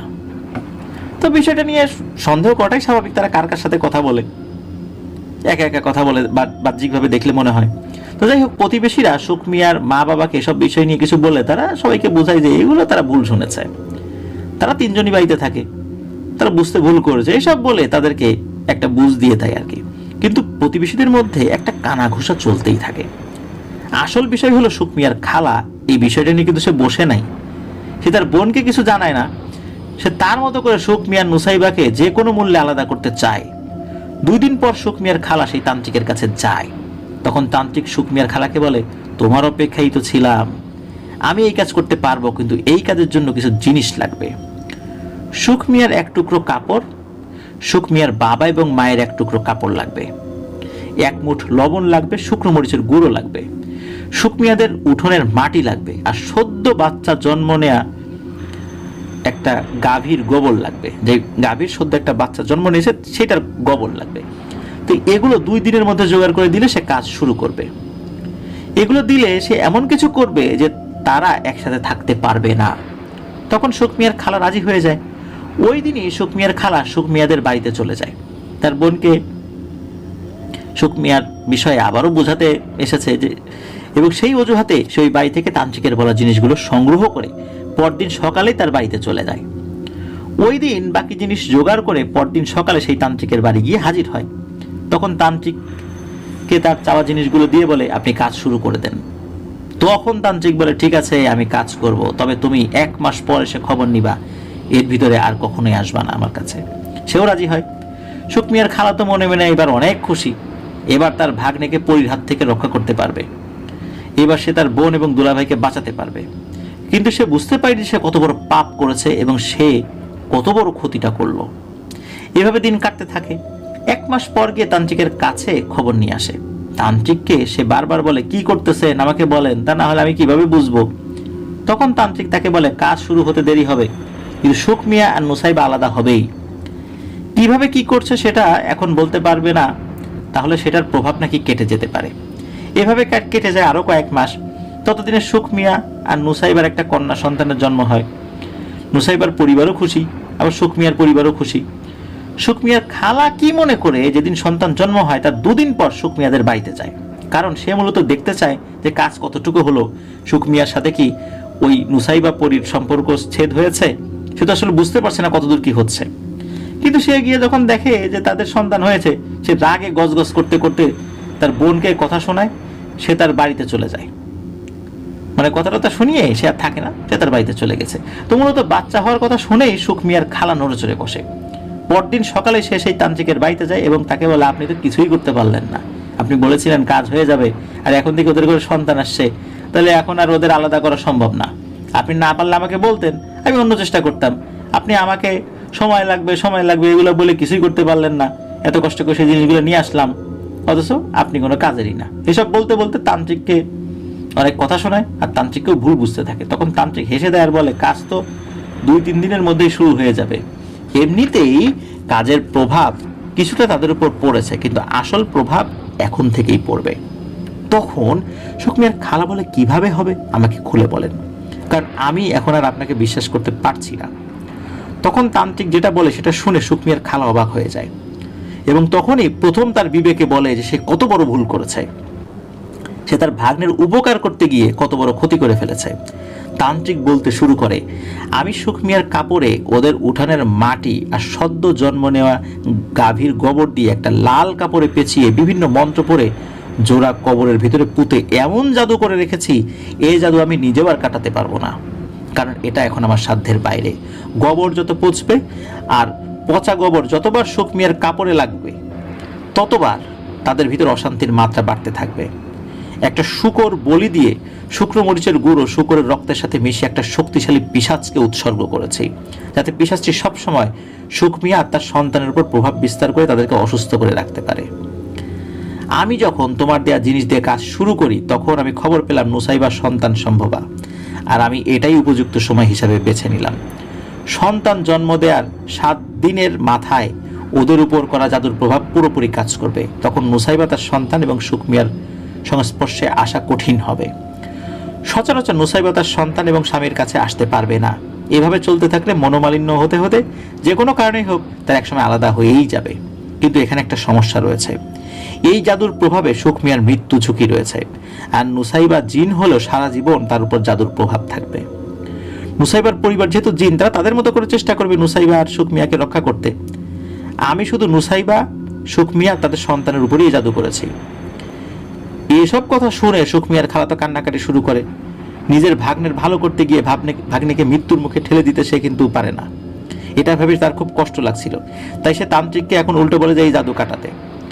তখন তান্ত্রিক বলে, আমি তো বলেই দিয়েছি এটা এখন আমার আর হাতে নাই, এটা এখন আমার সাধ্যের বাইরে। এখন যেটা ঘটবে সেটা মেনে নিতে হবে। এই জঘন্য কাজের জন্য ওই আমলে তান্ত্রিক সুখ মিয়ার খালার কাছ থেকে ভালো পরিমাণ অর্থ নিয়েছিল। এই অর্থ দিতে সুখ মিয়ার খালার কোনো সমস্যা হয়নি, কারণ তার আর্থিক অবস্থা মোটামুটি ভালোই ছিল। তান্ত্রিক না করে দেওয়ার পর সুখ মিয়ার খালা বুক ভরা কষ্ট নিয়ে বাড়িতে চলে আসে। সে এখন বুঝতে পারতেছে সে কি ক্ষতিটা করলো তার ভাগ্নের। তার ভিতরে এত অনুশোচনা হয় যে সে আর এই বিষয়টা মেনে নিতে পারছে না, কিন্তু কি করবে সেটাও বুঝতে পারছে না। সবকিছু মিলিয়ে সে বুঝতে পারছে যে সে 2টা পরিবারের সাথে কত বড় বেইমানি করেছে, আর এটার জন্য যে তার কোনো ক্ষমা নাই সেটাও সে উপলব্ধি করতে পারছে। ওদিকে সুখ মিয়ার সন্তান জন্মের 7 দিনের মাথায় নুসাইবার শরীরে জ্বালা পোড়া শুরু হয়ে যায়। তাদের সন্তান সবসময় কান্নাকাটি করে। নুসাইবা সন্তানের কাছে আসার ভেতরে এক ধরনের একটা অনীহা সৃষ্টি হতে থাকে। সুখ মিয়া আর সুখ মিয়ার পরিবার এসব দেখে হতবাক হয়ে পড়ে। কি হচ্ছে তাদের পরিবারের সাথে কিছুই বুঝতে পারছে না। নুসাইবা তার পরিবারকে বিষয়টা জানায়। তখন তারা এসে তাদের মেয়ে এবং নাতনিকে দেখে যায়। মেয়েকে যখন তারা দেখতে আসে তখন নুসাইবার বাবার মুখটা কালো হয়ে গিয়েছিল। সে বুঝতে পারছিল কোনো মানুষের দ্বারা তার মেয়ে ক্ষতিগ্রস্ত হয়েছে। তখন তারা কিছু না বলে চলে যায় এবং যাওয়ার সময় শুধু বলে নুসাইবা আর তার বাচ্চাকে দেখে রাখতে এবং সাবধানে রাখতে। নুসাইবার সন্তানের খেয়াল করে না ঠিক মতো, সুখ মিয়ার খেয়াল রাখে না ঠিক মতো। এই বিষয়টাও সুখ মিয়া নর্মালভাবে নেয় না, সেও নুসাইবার সাথে এটা নিয়ে ঝগড়াঝাটি করে। আসলে নুসাইবা আর তার সন্তানের উপর জাদুর প্রভাব এমনভাবে পড়েছে যাতে তাদের সুস্থ থাকাই কঠিন। সেখানে সংসার করা প্রায় অস্বাভাবিক হয়ে গেছে। নুসাইবার বাবা বিষয়টা জানতে পারে যে তার মেয়েকে সুখ মিয়ার কাছ থেকে আলাদা করতে ভয়ানক কালো জাদু করা হয়েছে। এই কাজ সুখ মিয়ার খালা এক তান্ত্রিককে দিয়ে করিয়েছে যাতে করে এই সংসারটা না টেকে। তখন নুসাইবার বাবা নুসাইবার সাথে দেখা করতে আসে। মেয়েকে দেখে আর নাতনিকে দেখে নুসাইবার বাবা চোখের পানি আর ধরে রাখতে পারে না। এদিকে নুসাইবার শরীর দিন দিন শুকিয়ে যায়। নুসাইবার সন্তানও সবসময় কান্নাকাটি করে আর অস্বাভাবিক আচরণ করে। আবার সুখ মিয়াও এসব মেনে নিতে পারে না। তখন এই নুসাইবার বাবা নুসাইবাকে সব খুলে বলে এবং নুসাইবাকে বলে, তোকে আমরা নিয়ে যেতে এসেছি, এখানে থাকলে তুই মারা যাবি। তোকে নিয়ে আমরা আগে চিকিৎসা করাবো, তোর উপর থেকে জাদুর প্রভাব কাটাতে হবে আগে। এসব শুনে নুসাইবার মাথায় যেন আকাশ ভেঙে পড়ে। তখন তার বাবাকে বলে, সব কে করেছে? তখন তার বাবা বলে, এই কাজ সুখ মিয়ার খালা নাসরিন বেগম এক তান্ত্রিককে দিয়ে করিয়েছে। সুখ মিয়ার পরিবারকে কাউকে বলতে নিষেধ করার পরও সুখ মিয়ার পরিবার ওই নাসরিন বেগমকে বলেছিল যে খবরদার এ কথা কাউকে বলা যাবে না, কিন্তু এই জিনিসটা সে শোনেনি। আর সুখ মিয়ার পরিবারকেও বলা হয়েছিল যেন এই বিষয়টা কাউকে না জানায়, কিন্তু সুখ মিয়ার মা সে তার বোনকে এই কথাটা বলে দেয়। মূলত সুখ মিয়ার এই সুখ তার খালার সহ্য হয়নি। মূলত সে ভালো উদ্দেশ্য করলেও সে চূড়ান্ত পরিণতিতে এটার কারণে খারাপ কাজটাই করেছে। তো এসব কথা শুনে নুসাইবাও তার বাবার সাথে যেতে রাজি হয়। তখন নুসাইবার বাবা সুখ মিয়া এবং তার মা বাবাকে সব ঘটনা খুলে বলে। তারা এই বিষয়টা কিছুতেই মেনে নিতে পারছে না, তাদের খালা এটা কিভাবে করলো। তারা সবাই কান্নায় ভেঙে পড়ে। তখন নুসাইবার বাবা বলে, আমি আমার মেয়ে নাতনিকে নিয়ে যাচ্ছি, আগে ওদের সুস্থ করতে হবে, তারপর সিদ্ধান্ত নেব। যাওয়ার আগে সুখ মিয়াকে এক বোতল পানি দিয়ে যায় এবং বলে 3 বেলা এটা খেতে এবং গোসলের সময় এটা গায়ে লাগাতে। তখন নুসাইবার বাবা নুসাইবা আর তার নাতনিকে নিয়ে চলে যান। যাওয়ার সময় সুখ মিয়া আর নুসাইবা সে কি কান্না! সেই কান্না দেখলে পৃথিবীর যে কোনো প্রাণীও কাঁদবে। সেই কান্না দেখে মনে হয় সেদিন অদৃশ্য প্রাণীগুলোও কেঁদেছিল। নুসাইবার চলে যাওয়ার পর সুখ মিয়া কষ্টে ক্ষোভে চিন্তায় পুরোপুরি ভেঙে পড়ে। নাওয়া খাওয়া প্রায় ছেড়েই দেয়। সারাদিন শুধু ভাবে জীবনে কারো ক্ষতি করলাম না, তাও আপন মানুষ কিভাবে আমার জীবনটা নষ্ট করে দিল, আমার স্ত্রী সন্তানকে কেন আমার থেকে আলাদা করে দিতে চাইল, এসব ভাবে আর কাঁদে। সুখ মিয়ার মা বাবা সবসময় বোঝাতে থাকে, কিন্তু যতই বুঝ দিক নিজের মন কি আর মানানো যায়। এভাবে চলে যায় 6 মাস। এর ভিতরে নুসাইবার সাথে সুখ মিয়ার কোনো ধরনের যোগাযোগ হয়নি। বহুবার তাদের সাথে সুখ মিয়া যোগাযোগ করার চেষ্টা করেছে, কিন্তু তারা কেউ আসেনি। সুখ মিয়া ভেবেই নেয় নুসাইবা আর তার মেয়ে মনে হয় মারা গেছে, তাই তারা আর কেউ আসছে না। এই চিন্তায় চিন্তায় সুখ মিয়ার অবস্থাও শোচনীয় হয়ে যায়। জীবন্ত মৃত মানুষ সুখ মিয়া এমন হয়ে গেছে আর কি, বেঁচে থেকেও মৃত। 6 মাস পর একদিন রাতে নুসাইবা সুখ মিয়ার কাছে আসে। নুসাইবাকে দেখে সুখ মিয়া জড়িয়ে ধরে অনেক কান্নাকাটি করে। তখন নুসাইবা সুখ মিয়াকে শান্ত করে বলে, তুমি চিন্তা করো না, আমি আর তোমার সন্তান ভালো আছি। আমাদের উপর এই জাদুর প্রভাব অনেকটাই কেটে গেছে আলহামদুলিল্লাহ, কিন্তু সারা জীবন কিছুটা সমস্যা থেকেই যাবে, আর এটা নিয়ে বেঁচে থাকতে হবে। আমার মেয়েকে নিয়ে আসেনি কারণ আমার মেয়েকে তার নানা নানি এখানে রাখতে চায় না, আমাকেও তারা এখানে রাখবে না, আমরা আমাদের জগতেই থাকব। তোমার কাছে অনুমতি চাইতে এসেছি, এখানে থাকলে মানুষের দ্বারা আমাদের ক্ষতি হওয়ার অনেক সম্ভাবনা থাকে, তাই এই সমস্যায় না পড়াই ভালো, এতে আমার তোমার এবং আমাদের সন্তানের জন্যই ভালো হবে। এসব কথা শুনে সুখ মিয়ার মা বাবা বলে, আমরাও তাই চাই, তোমার এখানে থাকার দরকার নাই। আসলে মানুষের স্বভাব ভালো না, তারা ভালো কিছু মেনে নিতে পারে না, তাই তোমার বাবা মায়ের কাছেই থাকো, সেটাই ভালো। তখন নুসাইবা বলে, তুমি আমাদের সাথে আমাদের জগতে চলো, ওখানে আমরা একসাথে থাকবো, মাঝে মাঝে তুমি তোমার পরিবারের সাথে দেখা করতে আসবা, তারাও চাইলে আমাদের দেশে গিয়ে আমাদের সাথে দেখা করবে। তখন সুখ মিয়া বলে, আমার মা বাবা যতদিন আছে ততদিন আমি তাদের কাছেই থাকবো, তারা যখন থাকবে না তখন চিন্তা ভাবনা করব। মাঝে মাঝে তোমাদের ওখানে গিয়ে ঘুরে আসবো আর আমার সন্তানকে গিয়ে দেখে আসবো। নুসাইবা বলে, ঠিক আছে, তুমি যেটা ভালো মনে করো। তখন সুখ মিয়া বলে, আমার মেয়েকে দেখবো তখন নুসাইবা সুখ মিয়া এবং সুখ মিয়ার মা বাবাকে তাদের সন্তানকে দেখিয়েছিল। তারা সুখ মিয়ার মেয়েকে দেখে কান্নাকাটি করে খুব। তো ওই দিনের মতোই কথা শেষ করে নুসাইবা চলে যায়। এরপর মাঝে মাঝে সুখ মিয়া নুসাইবার জগতে যেত এবং দেখে আসতো তার সন্তানকে। 1990-92 সালে সুখ মিয়ার বাবা মা দুজনই মারা গেলে হঠাৎ করে সুখ মিয়া নাকি নিরুদ্দেশ হয়ে যায়। এরপর আর কখনো কেউ সুখ মিয়াকে দেখেনি। সে কোথায় গেছে, কেমন আছে, মারা গেছে নাকি বেঁচে আছে, এটা কেউ জানে না। সুখ মিয়ার মা বেঁচে থাকতে তার বোনকে এটার জন্য অনেক দোষারোপ করেছিল, যে আমার মায়ের পেটের বোন হয়ে কিভাবে আমার এত বড় ক্ষতি করলি। এসব সুখ মিয়ার মা তার বোনকে বলেছিল। সুখ মিয়ার খালা নাসরিন বেগম এটার জন্য বোন দুলাভাই এবং সুখ মিয়ার কাছে অনেকবার ক্ষমা চেয়েছে। সে বলেছে তারা যদি মাফ না করে তাহলে সে মরে গেলেও শান্তি পাবে না। তার এত অনুশোচনা দেখে সুখ মিয়ার বাবা মা এবং সুখ মিয়া এই নাসরিন বেগমকে মাফ করে দেয়। সুখ মিয়ার মা মারা যাবার আগে তার বোনকে বলে গিয়েছিল সুখ মিয়ার 3টা সন্তান, 2টা ছেলে, 2টা মেয়ে, 1টা ছেলে, তারা এখন ভালো আছে। তারা তাদের নানা নানির কাছে থাকে। সুখ মিয়ার খালা এখন আর নাই, উনিও মারা গেছেন। মূলত এটাই ছিল ঘটনা।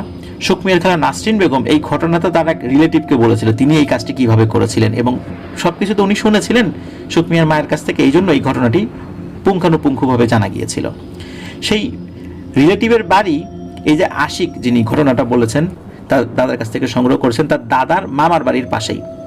আশিকের দাদার মামা বাড়িতে অনেক যাওয়া আসা হতো। সেই সময় কথার ফাঁকে গল্প করার সময় আশিকের দাদার কাছে ওই তার মামা বাড়ির পাশের সেই লোক এই ঘটনাটা আশিকের দাদাকে বলেছিল।